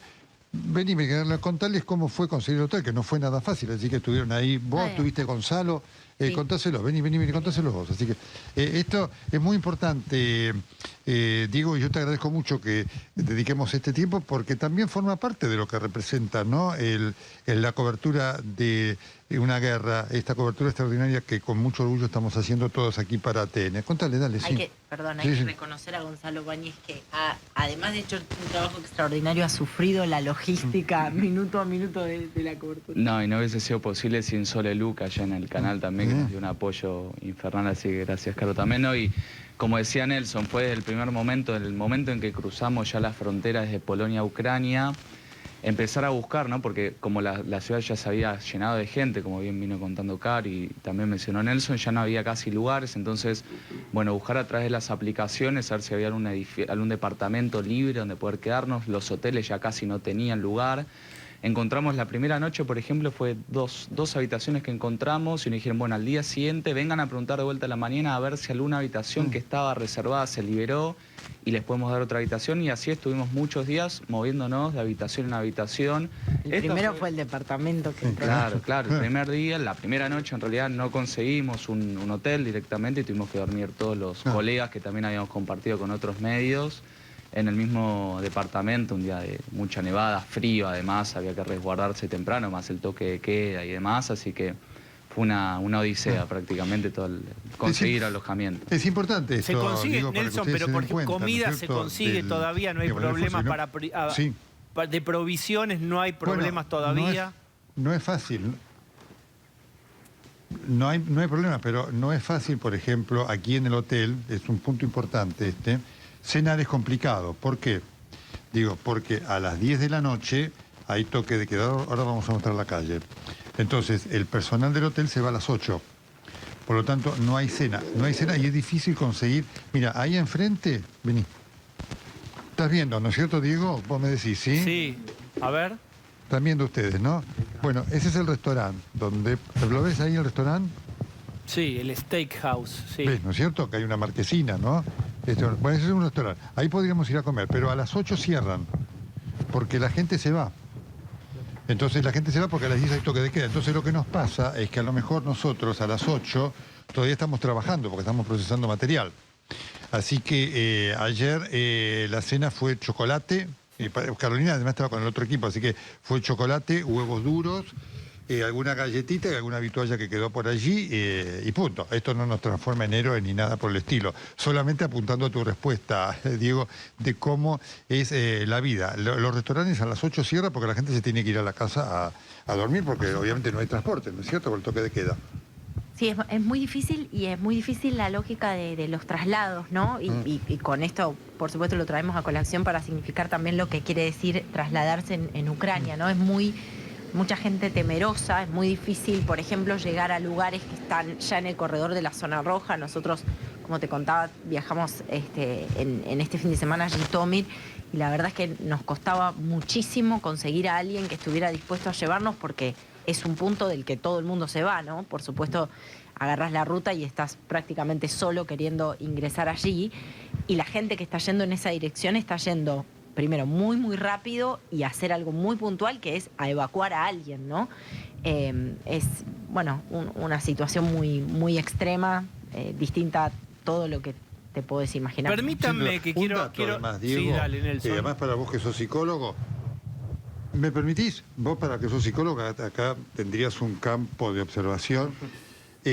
Los empleados del hotel, unas caras, Diego, de seriedad, de tristeza. Hoy cuando llegamos, la empleada estaba llorando y vos sabés que no te hablan muy poco, y le preguntábamos a la intérprete por qué, y nos dice, les da vergüenza esta situación, no están acostumbrados a vivir esto, pero es una cosa realmente impresionante, entre que, obviamente este es un lugar culturalmente muy importante, pero provincial, pero lo hemos notado. Vos en el hotel aquí le decís a las personas gracias, thank you, todos entienden esto, no te responden. Miran para abajo y no te Pero responden. Así que te estoy marcando ¿cuál esto es la situación que los forma parte de una avergüenza? realidad que estamos viviendo. ¿Cuál es la situación que los avergüenza? Porque vemos por otra parte el orgullo de la resistencia, de la heroicidad. ¿Cuál es esta Es muy interesante esto, Nelson, que planteas. ¿Cuál es esta otra contraparte de la vergüenza? Sí. El tener que estar enfrentando esta situación, la vergüenza en el sentido de lo que representa ver tu país, no porque se sientan avergonzados, está muy bien la pregunta para aclararla, ¿no? No porque se sientan avergonzados de ser ucranianos, sino por verse en esta situación de tener que ser, obviamente, sujetos. Imagínate la cobertura. Hoy con Carolina hablábamos fantásticamente, me decías, Manu, que para mostremos las cosas, ¿no? Estamos viendo la transmisión, ahí nos estamos viendo. Te decíamos, hoy con Carolina estábamos recorriendo un poblado y vos sabés que la gente, vimos gente que nos miraba por la ventana y no salía, porque les da vergüenza tener que ser ellos sujetos de toda esta nuestra presencia, ¿no es cierto?, de todo este fenómeno que altera su vida. Ese es el sentido, ¿no? Es decir, qué impotencia tener que estar viviendo esto, ¿no? Y sumemos probablemente la desconfianza, bueno, ¿no? los cascos. A ver. Sí, por supuesto, por supuesto. Bueno, acá está mostrando Manu. Contale, Manu, sí, lo que estamos mostrando. No, parte del equipamiento que es muy codiciado, sobre todo en estas horas, para periodistas, para todos los trabajadores de prensa. Caro, que lo viene viendo, lo sabe perfectamente. Hoy, cada colega que te cruzás, hay mucha fraternidad, mucho compañerismo entre todos acá y todos te preguntan si conseguiste, dónde puedes conseguir, qué pasa con los chalecos, son muy codiciados. A ver, puede mostrar, Manu, mostrar cómo es. Hay algunos que no tienen quizás la calidad necesaria, pero también obviamente... Mirá. A ver, muestren cuál es el equipamiento básico. Estos son, por ejemplo, los cascos. Para cuidados básicos. Casco. Bueno, obviamente el casco, los chalecos que tenés que tener, también el chaleco identificatorio, ¿no? El chaleco identificatorio es muy clave con la palabra press para que no se preste a ninguna confusión la presencia en cualquier lugar, ¿no? Porque todo puede ser visto como una presencia amenazante, ¿no? O en el auto también. O en el auto, cada vez que te el auto siempre identificado. La verdad es que, mira, cuando vas hacia zonas más, digamos, que han sido blanco de ataques, ¿no? Como lo que te mencionaba nosotros, de lo que pudimos ver nosotros días atrás, es clave tener este equipamiento, es absolutamente clave. Bueno, primero para ser correctamente identificado por la desconfianza que genera cualquier presencia foránea hoy en una localidad de Ucrania, sobre todo en las localidades más golpeadas, pero además porque caminás entre escombros, entre edificios, bueno, nosotros nos tocó entrar a un edificio o pasar y mostrar un edificio residencial partido por una explosión, por una bomba, porque el ataque fue perpetrado con un explosivo. Realmente estaba partido a la mitad y el riesgo de estar ante una construcción que potencialmente podría derrumbarse, ¿no? Totalmente destruida en una parte y se te puede venir abajo lo que ha quedado en pie, ¿no? O sea, realmente, bueno, es obvio lo que estoy diciendo, pero Caro y Nelson, voy a sumar a la conversación. Sin duda. Adriana Amado, también a Juan Bataleme. Déjenme preguntarles esto también. ¿Cambiaron las pautas de alarma ahora que han bombardeado muy cerquita del Lviv? ¿Hay algo nuevo en las pautas de alarma que les haya contado el hotel que tienen que prestar atención? ¿Hay sirenas o alarmas más frecuentemente? ¿Cómo están los umbrales de atención en relación con eso? Es interesante porque hoy observamos una cosa que me comentamos con Carolina, ¿no es cierto? Porque te acordás que nos tocó, Diego, una alarma con Carolina cuando estaba transmitiendo, ¿no es cierto? Que fue dramática en el programa, fue un martes, me acuerdo, ¿no? Y hoy sonó la alarma aquí en Lviv, a eso de las 11 de la mañana. Sin embargo, no alteró la vida de la gente. Ni siquiera vinieron al hotel. Me acuerdo de ese episodio que Carolina estaba transmitiendo con nosotros y ella dijo, me vienen a buscar para bajar al refugio, y hoy no hubo esto, la gente por la calle caminaba, lo cual es un tema interesante para que Carolina te termine de contar, es que como la gente, y por eso está muy buena tu pregunta, el umbral es un poco mayor, y la gente dice, bueno, suena la sirena, sigo mi vida, ¿no? Lo cual es un tema, ¿no? Mira, la situación de alerta permanente y de amenaza latente todo el tiempo es una situación muy extenuante. Vos lo vas a saber mejor por tu expertise, Diego. Yo no entiendo nada, pero sí te lo puedo decir basado en la propia vivencia. Nosotros ayer hicimos noche en Rivne después de haber estado en Jitomir. En Jitomir sonaron varias veces las alarmas, ¿no? Es una ciudad que ha sido blanco de ataques. Pero lo que veíamos sobre todo en Rivne, en las cercanías de Lutsk, donde se llevó adelante el ataque, es que las alarmas se escuchan realmente muy fuertes, más de lo que las hemos escuchado aquí. Y en horas de la madrugada, yo estaba en un pasillo, hay una persona que se encargaba, además de pasar por las habitaciones para tocar la puerta, esta persona me toma del brazo, como indicándome que tenía que bajar las escaleras, y lo que veía era gente con los rostros cansados, una mujer que se sentó al lado mío y cruzó las manos, con un rostro de hartazgo absoluto, como si esa secuencia, extenuante, la conociera de memoria en estos últimos días, y la gente esperando con un rostro de hartazgo. Ya te diría que más que miedo es el rostro del hartazgo, de la situación de estar con la mente y el cuerpo llegando al límite del tiempo que podés soportar estando en alerta, sintiéndote amenazado, porque también eso tiene un umbral y un límite. Y apenas pararon las sirenas y apenas alguien esbozó que quizás podía acercarse para ver si ya nos podíamos levantar, estas personas se levantaron y se fueron. Extenuadas. Venían desplazados del este. Querían volver a dormir, quizás querían volver a su resabio o a lo que les quedaba o a los que podían pretender que era algo, una pequeña fracción de normalidad, una pequeña fracción de vida razonable. Sí, claro. Les agradecemos muchísimo este contacto. Nos mostraron un poquito de cómo es hacer una cobertura de guerra. Suena extraño hablar con Carolina, que uno habla todos los días acá en el canal, con Nelson, que uno intercambia todos los días, y de repente están en Ucrania, en un contexto de guerra. Desde la Segunda Guerra Mundial no se veía algo de estas características. Sí que hubo conflictos armados, pero en donde esté Vladimir Putin, donde esté Rusia, donde Alemania haya ya movilizado armas, que nunca lo había hecho después de la Segunda Guerra Mundial, no deja de tener esta sensación de extrañeza. ¿Esto realmente está pasando? ¿Estamos hablando de un contexto bélico que puede escalar?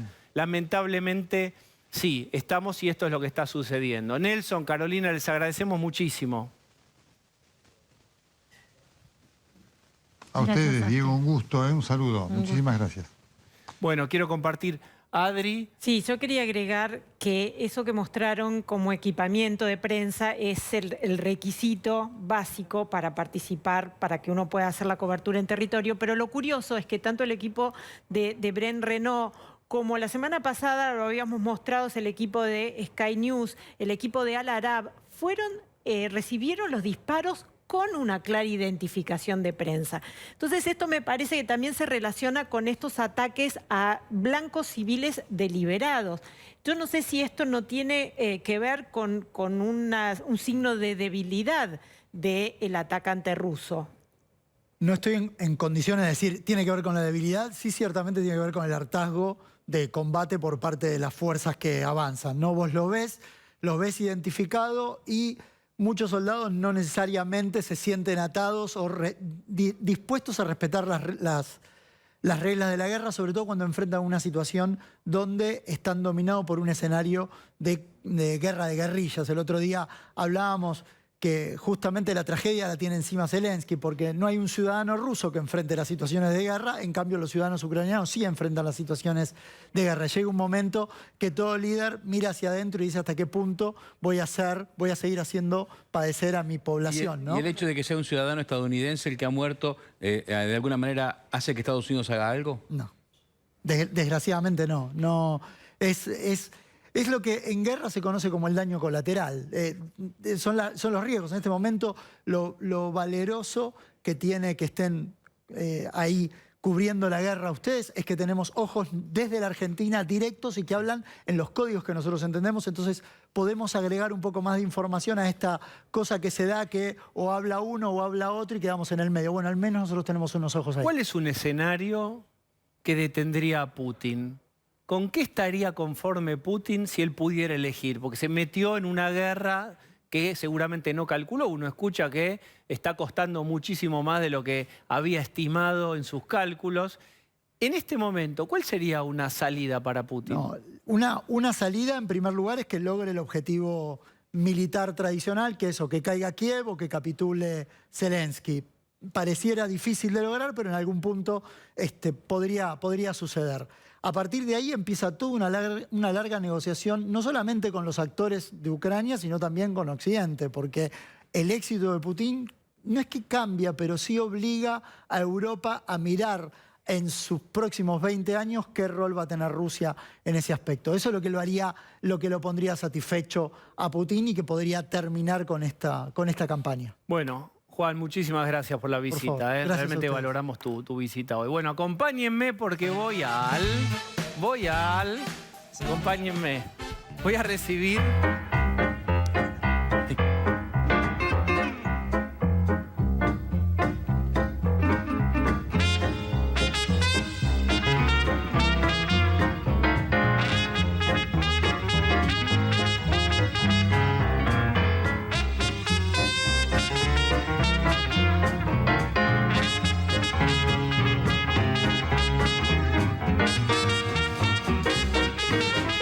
Muy bien, voy a recibir en este consultorio a alguien que debe estar padeciendo.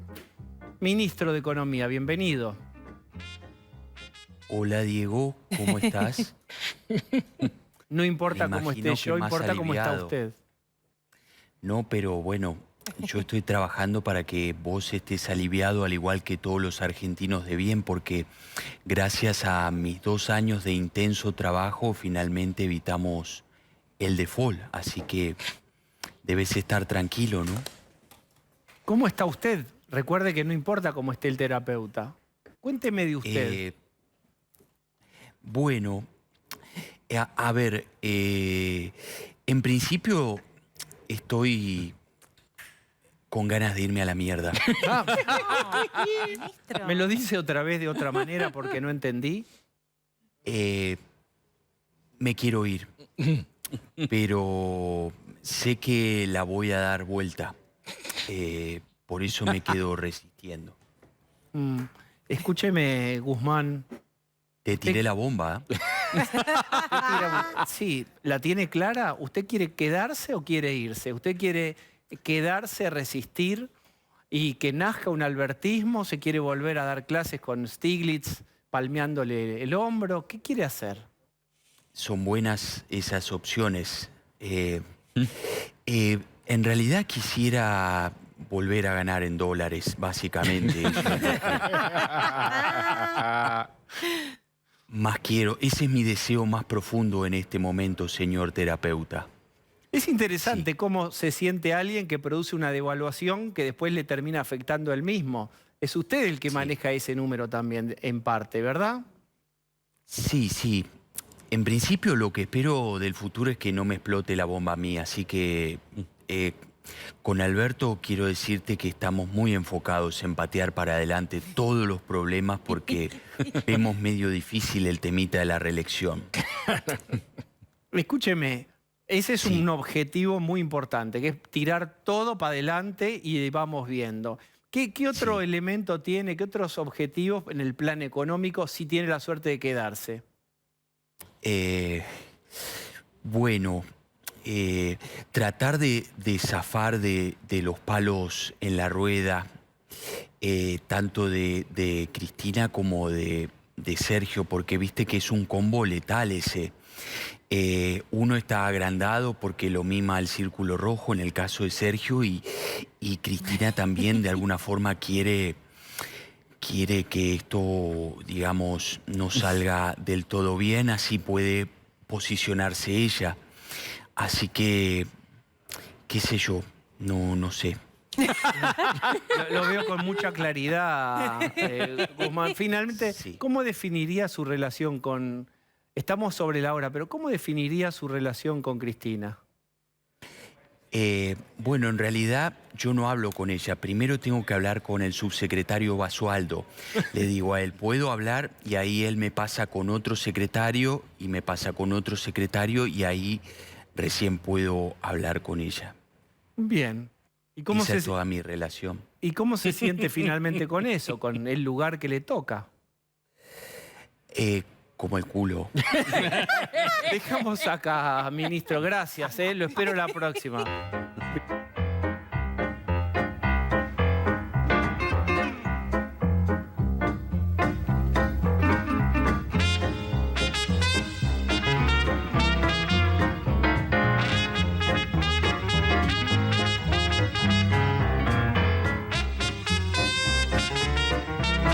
Bueno, ahí estamos. Se suma nuestro compañero Claudio Sucho Vicky. Hola, Sucho, ¿cómo estás? Placer saludarlos. Equipo. Bien. Bueno, se anunció cierre de exportaciones de aceite, harina de soja. Se cree que mañana van a aumentar al menos 2 puntos las retenciones, si no, ¿para qué cerraron?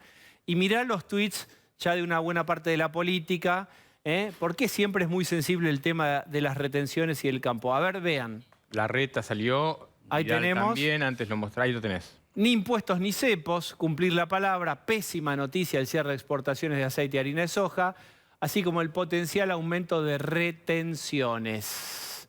Eso dice Horacio Rodríguez Larreta. ¿Está Carolina Lozada también? Sí. En el gobierno cerró el registro de exportación de harina, aceite de soja, perjudicando a la industria de mi provincia, Santa Fe. El ajuste que le exige el FMI lo hace vía aumento de ingresos y no por recorte de gasto. Como siempre, pone la carga sobre el sector privado. Muy bien. Sucho, te escuchamos. A ver, explicando este tema, solo este tema y a medida de columna, breve, quiero agradecer primero a Salvador de Stefano que hoy me dio una linda clase al respecto. Acá vos no podías porque tiene que pasar por Congreso o no era constitucional en este caso subir las retenciones a la soja, al trigo o al maíz. ¿Qué hicieron? En esa explicación, algo que podían hacer porque vienen jugando, como que pagaban 2 puntos menos de retenciones el aceite de soja y la harina de soja, lo que hacen es llevarlo al 33%. ¿Quién se creen? Realmente ustedes, con sentido común, sin saber de economía, sin nada. Si vos le subís al exportador, que ahora tiene que pagar 33%, ¿a quién le va a trasladar ese precio? Al productor, que le va a pagar menos. En un momento que lo hicieron, fíjense el timing, el día después del cierre de la Expo Agro, como dato, buen dato de color de Salvador. Segundo, después de un año muy duro para muchos productores que convivieron con una sequía o incendios muy fuertes. Entonces, le pegás cuando está caído y cuando necesita vender. No es que le van a pegar directamente, repito, lo van a trasladar al costo del productor. Y te agrego un 15 días después de haber prometido, mirando a los ojos, que no ibas ni a cerrar exportaciones ni a subir retenciones. Y vamos a una señal, y vamos a esta interpretación. Para hacerlo, repito, en medio de columna, preparé un solo chiquito, 1 minuto, que es un cuentito. Resulta que al que hacía brujerías en la antigua Babilonia, que sabía muchísimo, etcétera, se mandó una macana y el rey lo metió preso. Y lo va a condenar a muerte. Cuando lo está por condenar a muerte, el brujo le dice, si me das 1 año, le voy a enseñar a hablar al animal que vos más querés, que es tu caballo. Dame 1 año. Si no lo logro hablar, ahí sí, me matás y haces lo que querés. Bueno, le da el año, a ver si haces hablar a mi caballo. Lo agarran y dice, vos estás loco. ¿Para qué? Si no, los caballos no hablan. Bueno, gane 1 año. En 1 año se puede ir el soberano, puede pasar algo. Bueno, este es el acuerdo con el fondo. ¿Qué hiciste? Ganaste 1 año. Punto. ¿Resolviste algún problema? No, ninguno. ¿Vas a hacer hablar al caballo? No.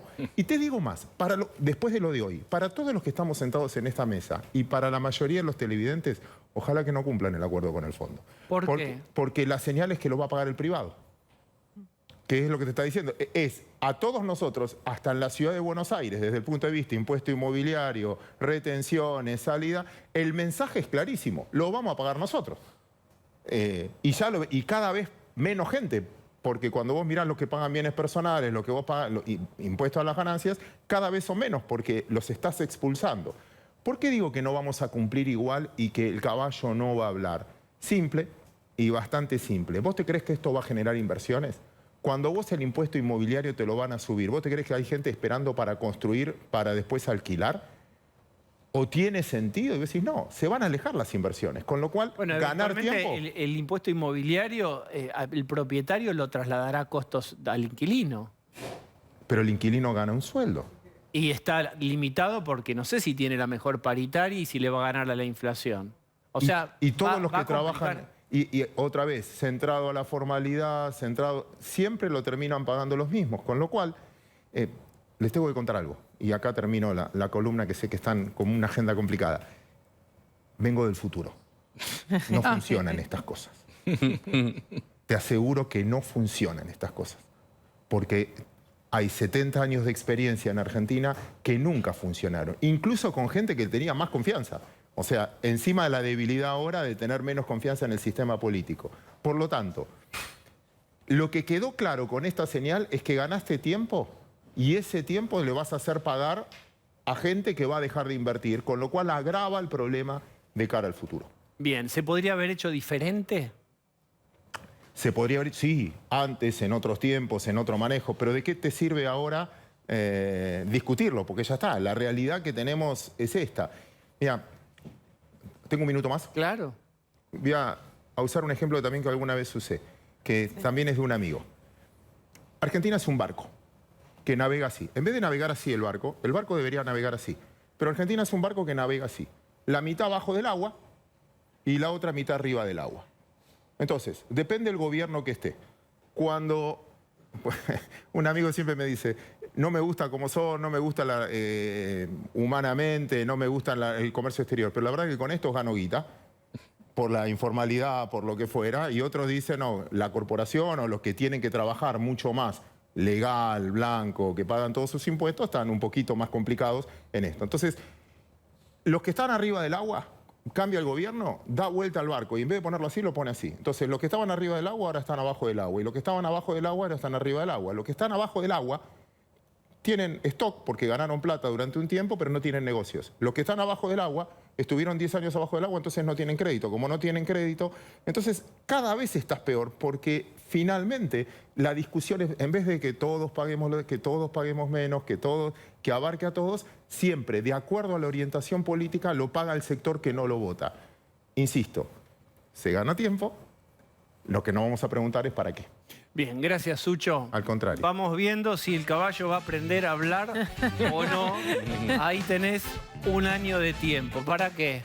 Para que pasen cualquier cosa puede ocurrir, pero vos no hacés nada estructural que permita una dinámica distinta. Gustavo Lázari, conocido en el condado como Lacha. Hola, ¿cómo estás, Lacha? Gracias por la invitación, un placer, lindo. Bien. ¿Sobre quién va a recaer este ajuste y de qué manera? Mira, primero permitime, por esta medida que estaban hablando, que es realmente muy significativa, lo que está aplaudiendo Putin esta noche es una cosa increíble. Es la medida más pro-Putin que podían haber hecho, es una medida absolutamente pro-Rusia. Esto habla de lo que... ¿Cuál? La suspensión del registro de exportadores y el aumento de retenciones al aceite y a la harina de soja. Vos pensás que eso son las bases de alimentación de pollo y cerdo si se lo vendemos a Europa. Y Europa ahora tiene, por un lado, que lo aprietan con el gas y Argentina que se pliega a ese apriete con la materia prima para los alimentos. La economía es un sistema de vasos comunicantes. Vos no podés hacer cosas... ¿Por qué se pliega con ese apriete? Porque explícalo bien, a ver. Es simple. Vos ponés una retención a la exportación de aceite de soja, de aceite y harina de soja. Eso, como dice bien Sucho, baja el precio interno del grano, es decir, perjudica a los productores, va a haber menos área sembrada, menos capitalización, menos incentivo a la inversión, menos producción. Argentina es uno de los primeros productores de ese producto. No es chiste, no es que somos un 4 de copas. ¿Y esto a quién perjudica? A nuestros clientes, que son los europeos, que tienen que generar sus proteínas cárnicas a partir de esos productos, y a nuestros productores. Atacar al sector agropecuario argentino hoy, siempre, pero hoy, en este contexto, es un crimen de humanidad. Argentina tiene que multiplicar, duplicar la exportación de trigo, de harinas, porque el mundo las necesita separadamente. Argentina debería estar proveyendo a Europa de gas. Pues estos tipos son tan animales que rompieron hasta vaca muerta. La segunda reserva de gas del mundo la rompimos. Es una cosa increíble. Argentina es una máquina absoluta de perder oportunidades. Es como estar en un andén jugando al solitario y te pasan los trenes. Entonces, esta medida yo no creo que tenga tanto objetivo recaudatorio. Esto es un guiño a Putin, pero de acá a la China. Putin está saltando una pata, pero seguro. Porque va a agregar 2 puntos de retención, esperemos que sean 2, ¿no? A un ingreso fiscal que ya tiene 33 puntos. ¿Qué quiere quedarte con toda la soja? No es por eso que lo hacen. Entonces, este es un gobierno, digamos, bastante perverso, obviamente desorientado, siempre el lado barra brava del mundo, siempre estamos con los malandras, entonces después te va mal y obvio, estás con los malandras, capo. O sea, no vas a salir monaguillo si te juntás con el gordo valor. Esto es una máxima de la humanidad. Entonces, a mí me preocupa sobremanera esto. Y me preocupa la guerra del campo. Yo fui a Expoagro, siempre voy de turista, he ido con mis hijos, yo les sugiero a la gente, vaya con sus hijos a ver lo que puede hacer la Argentina. Y la Argentina le declara la guerra a esta gente. La Argentina es un país subcapitalizado por impuestos, por regulaciones estúpidas. Y ahora, cuando vos me preguntaste, y voy a tu pregunta, sobre quién cae este ajuste del Fondo Monetario, ya empezó, y empezó hace 3-4 meses, cuando ya se veía que lo cerraban, lanzando todos los perros sobre el sector privado argentino. Hoy tenés municipios que te embargan cuentas corrientes, con lo cual te impiden trabajar, te condenan a la informalidad, te sacan la poca movilidad que podías tener por ejemplo, impuestos tales que no debían existir. Con lo cual, a mí me parece raro que la justicia sea tan expeditiva con algo que no debería existir. Publicidad interior, por ejemplo, tener un cartelito que diga Diego Seigman es mi amigo, te cobran impuestos. Estamos locos. El gobierno no cree en la baja de impuestos, Lacha, conceptualmente. Obvio, el gobierno no cree pero obvio. que bajando de esto de la vuelta y que haya una recaudación después por aumento de la producción. Lo escuché es filosófico. Pero y dicen, dennos ejemplos de países que bajando generalizadamente los impuestos hayan podido con el déficit que además tiene la Argentina, que además tiene que cumplir con una deuda. Bueno. Si tenemos todo, me quedo hasta las 2 de la mañana. Bueno, yo expreso lo hasta las 2 de la mañana los ejemplos. Digamos, uno escucha a referentes. Pero estos pibes, obviamente, ¿cómo van a creer en la baja de impuestos si la baja de impuestos favorece el trabajo? Y el trabajo, ellos les tirás una pala y le agarran una alergia, te meten en un juicio penal. O sea, son tipos muy complicados. La palabra trabajo, la busca del diccionario, no sabe si va con B larga o B corta. Nunca la vieron, nunca la usaron, nunca corrieron atrás de un cheque, nunca pagaron una quincena, entonces vos decís trabajo y parece que estás hablando de física cuántica. Yo lo entiendo, lo que piensan estos muchachos. Ahora, están embargando hoy municipios, provincias, nación, están atacando al sector privado, yendo a buscar y tratando de exprimir y sacarle un juguito a una naranja que está más seca que una hoja, que está liquidada, y sobre el sector privado está cayendo todo este ajuste. Escúchame, vos estás en el sector alimentos, sos empresario. El gran conflicto, el mayor ajuste, y no es para los votantes de Juntos por el Cambio, va a ser la inflación, que va a ser galopante y que además corre los precios a diario, que no se veía hace algún tiempo. Había inflación, pero ahora lo ves en tus ojos, en vivos va subiendo los precios. ¿A qué atribuís la suba de los precios de los alimentos más importantes? En tu mirada, ya sabemos qué mirada tiene el gobierno. Mira, cuando sube, déjame hacerte este ejemplo muy pavote, pero cuando sube el precio del tomate solamente, o de la papa, vamos a Balcarce, vamos a ver qué pasó con esa cosecha, vamos al Gran Buenos Aires o al Gran Rosario a ver qué pasó con los tomates. Es un problema microeconómico. Cuando suben todos los precios, no puede haber lluvia y pedrada en todas las producciones. Lo que hay es un problema macroeconómico. Cuando suben todos los precios, los economistas realmente hemos trabajado mal durante mucho tiempo, porque nosotros decimos, sube el dólar, sube la papa, sube el tomate. No, baja el peso, no sube nada. La Argentina tiene un problema de que no tenemos moneda. Como no tenemos moneda, a los 3 pesos que tenemos, vamos a la playa, vamos a los restaurantes y el gobierno dice que hay crecimiento económico. Pues este gobierno, ¿viste? Son los mapuches haciendo mapas, una cosa patética. Le das un número y te lo botea. Pero porque lee mal la realidad, por no haberla vivido nunca, por eso la leen mal, obvio. Pero, ¿a qué voy? Argentina tiene un problema que no tiene moneda. A mí no me tiene sin cuidado, no es que me tiene sin cuidado, es un problema serio el aumento de precio de los alimentos. Porque no hay que circunscribirlo a los alimentos, porque también sube la ropa y también sube la nafta y también sube absolutamente todo. Entonces, me parece que estamos en un problema muy serio que el gobierno no está encarando. El gobierno siempre tiene esa cosa de tirarle la culpa al otro, ¿viste? De un problema psicológico brutal. Yo creo que por eso en Argentina hay una iglesia cada 4 cuadras y un psicólogo por cuadra. Entonces, más o menos acomodan los patos. Pero no estamos encarando el problema y el ataque frontal al sector privado es brutal. Yo hace mucho, yo te había dicho, esto es un tsunami contra el sector privado. Yo estoy detectando más de 10 iniciativas de aumentos de impuestos. A mí no me importa nada lo que digan, lo que tuitean, que no voy a aumentar los impuestos. Eso es todo sanata. Porque la realidad es que cuando los peronistas son más conocidos, ¿viste? Que la tabla del 2, son predecibles. Cuando los tipos tiran un globo de ensayo, impuesto a la herencia, lo tiran, queda, tácate, aparece el proyectito por ahí. Y yo te lo puedo nombrar, si querés, 10 iniciativas porque hay un ejército de ocupación de tipos que lo único que hacen es ver cómo joden el sector privado. Más de lo que está. Argentina tiene 180 impuestos y 100 mecanismos de recaudación que el día que un abogado con ganas se despierte los declara todos inconstitucionales, porque ni uno zafa. Ingresos brutos viola todos los artículos de la Constitución. Yo creo que debe violar hasta la contratapa. Es una cosa increíble. Ahora, lamentablemente, el sector privado nunca se defendió debidamente, lo dejamos avanzar y hoy estamos liquidados. Y el gobierno, acuerdo, yo no sé cómo llamarlo, acá le cambiaron los cheques a cambio de algo y todos estos tipos se tiraron de cabeza, está bien. Lo van a, como dice Sucho, lo dijo bien, ojalá no se cumpla. Pues si se cumple, nos quedamos en el sector privado. Lacha, muchísimas gracias por haber venido hoy. Gracias por la invitación. Vuelvo a la mesa y está el doctor Roberto de Bag. Y una novedad no muy esperada, ni muy querida, que es, ¿volvió la gripe, doctor? Volvió la gripe, ya había una alerta de la Organización Panamericana de Salud y del Ministerio de Salud de la Argentina, que había empezado a circular precozmente. Si uno ponemos en contexto, antes de la pandemia, el virus de influenza, de la gripe, empieza a circular durante el mes finales de abril y el mes de mayo, empieza a circular en el hemisferio sur, es decir, empieza a circular en la Argentina.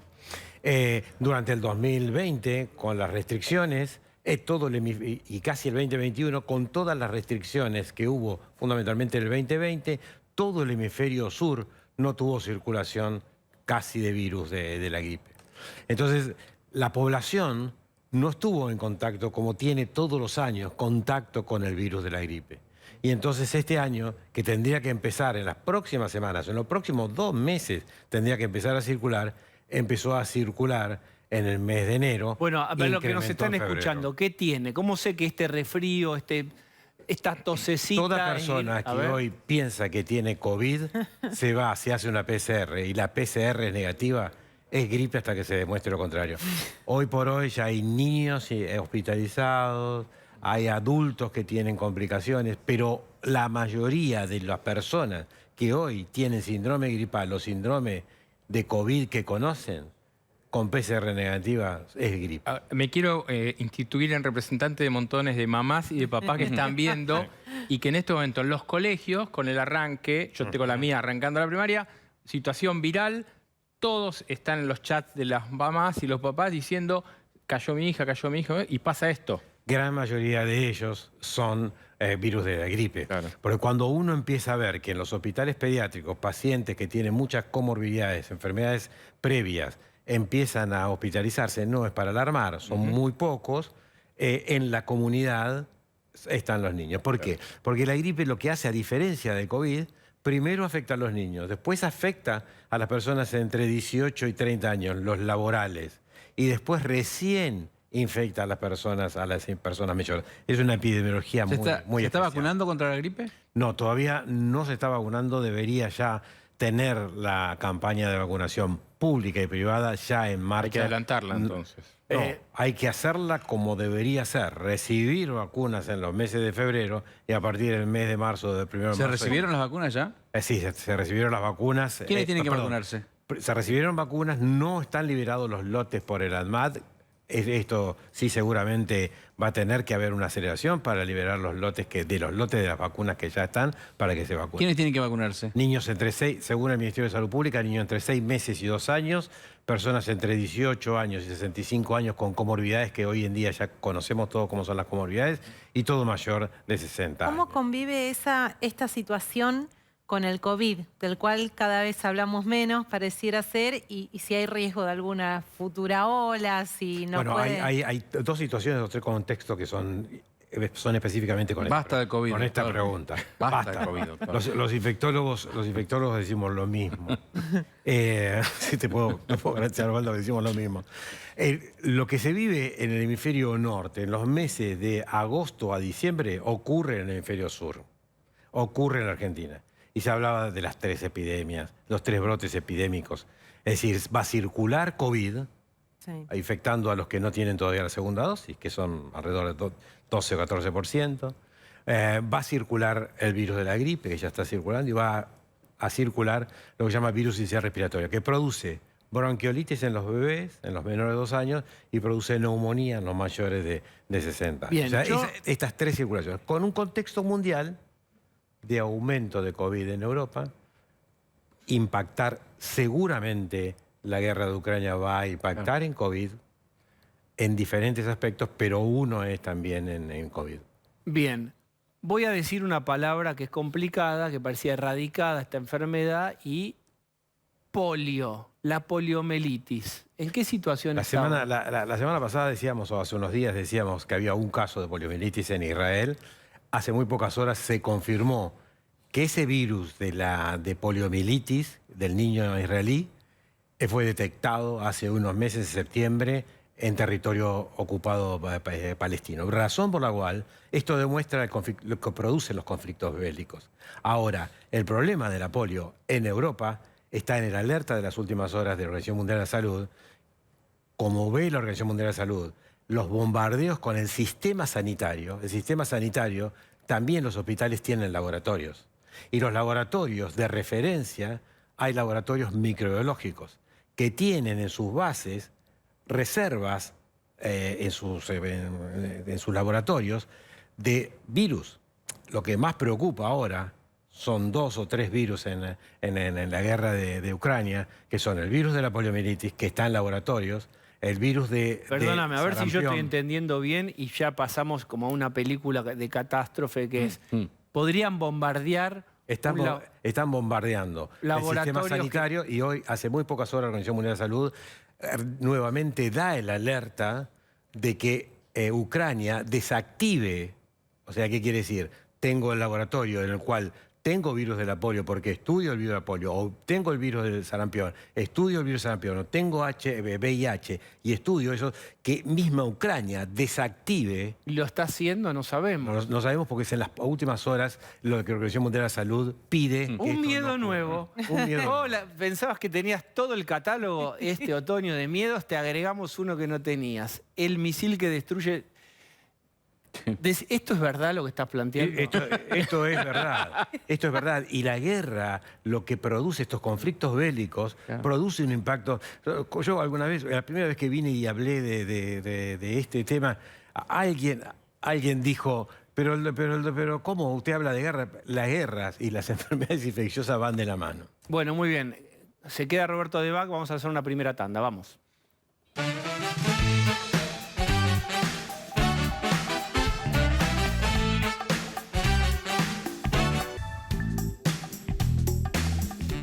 Bien, minutos finales. Como ustedes saben, conmovió a todos el fallecimiento de Gerardo Rosín, quien era muy amigo y tuvo palabras muy cariñosas y muy amorosas con él. Lo conoció, es Osvaldo. Sí, lo conocía a Gerardo desde Rosario, digamos, él estaba terminando el colegio secundario, el Superior de Comercio en Rosario, estaba trabajando en radio con un grupo de amigos, y él era ese adolescente con mucha inquietud que iba todo el tiempo a ver y que estaba ahí y que insistía y te dabas cuenta que era esto, que eran los medios, que era adolescente y ya sabía que eso, había hecho la revista en el colegio y había estado estudiando comunicación. Desde aquel momento... ¿Qué año sería esto? Y eso era en los 80, 86 más o menos, ¿sí? Desde aquel momento, digamos, hicimos una amistad y de hecho en mitad de los 90 yo tenía una situación medio fea en Rosario, él ya estaba trabajando acá, era mucho más chico que yo, pero estaba trabajando acá y porque sabía que yo estaba mal allá, me llamó por teléfono y me dijo, Gordo, venite a Buenos Aires, te consigo un trabajo. yo ya tenía toda una carrera hecha en Rosario, pero para cualquier periodista del interior venir a Buenos Aires no es fácil, digo, no era nadie acá. Y él me consiguió un buen trabajo en lo que era BCC, el Canal de la Mujer, en aquel momento, y con Paula García. Y así fue que vine. Digamos, mi venida a Buenos Aires tiene que ver, como decía siempre él, vinimos en el mismo camalote por el río. Él era muy, muy apegado a la ciudad de Rosario. Y bueno, y hemos trabajado juntos en muchas circunstancias y siempre hemos compartido muchas cosas. Y esto que se comentó tanto en estos días, el asunto de su generosidad, de su entrega absoluta al trabajo. Este último año fue muy duro para él. Los que estuvimos ahí sabemos que lo fue. Pero él tuvo una entereza impresionante. Él siempre supo lo que le iba a pasar. Y hubo una llamada, en un momento te dice, llámame urgente, y vos no lo llamás tan urgente. Hace como un año me llamaba por teléfono y viste cuando llama un amigo y dice, llamame urgente, y vos viste el mensaje y después te olvidaste. Entonces, bueno, a los 2 días lo llamo y le digo, ¿qué pasa, Gerardo, tan urgente? ¿Qué querés? Y me dice, porque nunca perdió el humor, eso lo dice también Borenstein hoy en su nota en Clarín, y era así. Y me dice, Gordo, vas a tener un amigo que se muere de cáncer y no sos capaz de llamarlo. Digo, Gerardo, que aparte era hipocondríaco, le digo, Gerardo, no jodas, no te estás muriendo de cáncer. Sí, me dice. Y me empieza a contar, y yo no terminaba de caer. Estuve como media hora, yo justo iba caminando. No terminaba de caer, que me lo estaba diciendo en serio. Primero no le creí, después me empezó a contar, y después, bueno, tuvo una operación, la operación no salió como se esperaba, y él tenía claro y no hacía ningún reproche. Él dice, tengo 2 hijos maravillosos, trabajé en lo que siempre quise, me fue mucho mejor de lo que yo esperaba en lo que siempre quise, fui querido, hice guita, hice todo lo que quería. Así que si se termina, se termina, pero bien. Yo no quiero quedar ahí como una planta, decía él. ¿No se enojó con la vida, decís vos? No se enojó en ningún momento. Estaba obviamente muy triste, ¿no? Charlado, pero la última vez que estuve con él, que hace unos pocos meses, tenía proyectos. Él sabía que lo suyo tenía un plazo, como en las películas, cuando te dicen, tenía proyectos. Me dice, mira, estoy hablando con la productora de Chile, vamos a hacer una miniserie sobre Allende, y tengo pensado esto. Y en ese momento revivía. Digamos, el trabajo y los hijos le daban una fuerza, y su compañera le daban fuerza, digo, pero sabiendo que terminaba. Es muy impresionante hablar, no sé si alguna vez me pasó, hablar con alguien que sabe que se va. Era muy impresionante hablar con él, y cuando vos le decías, bueno, Gerardo, seguramente un tratamiento, andás a ver qué puede pasar. No me des esperanza, no hagas eso.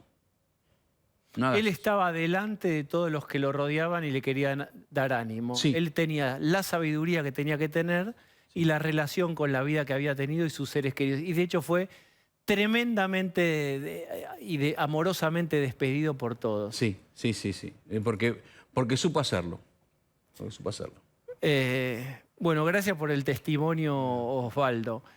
Y siendo un programa de política, de economía, cerramos con algún dato que nos va a dar Pablo de León de política. Bueno, vos sabés que hoy se cumplen 9 años de papado de Francisco, de Jorge Bergoglio como papa. Y viste que antes estábamos mirando el tuit del presidente, hasta recién lo estoy chequeando, no tuiteó respecto de los 9 años del Papa Francisco. El secretario de culto, Guillermo Olivieri, ¿estará activo o estará atento a otros menesteres? Porque digo... ¿Pero cuál es la hipótesis ahí? ¿Que se enfrió el vínculo después del aborto? No, que en virtud de... es el presidente del país, que el Papa debería meter un tuit. Me parece que algunos asesores del presidente están en otro tema, muy en la interna y no haciendo lo que tienen que hacer. Saludo y agradezco a Roberto de Bach por haber venido hoy.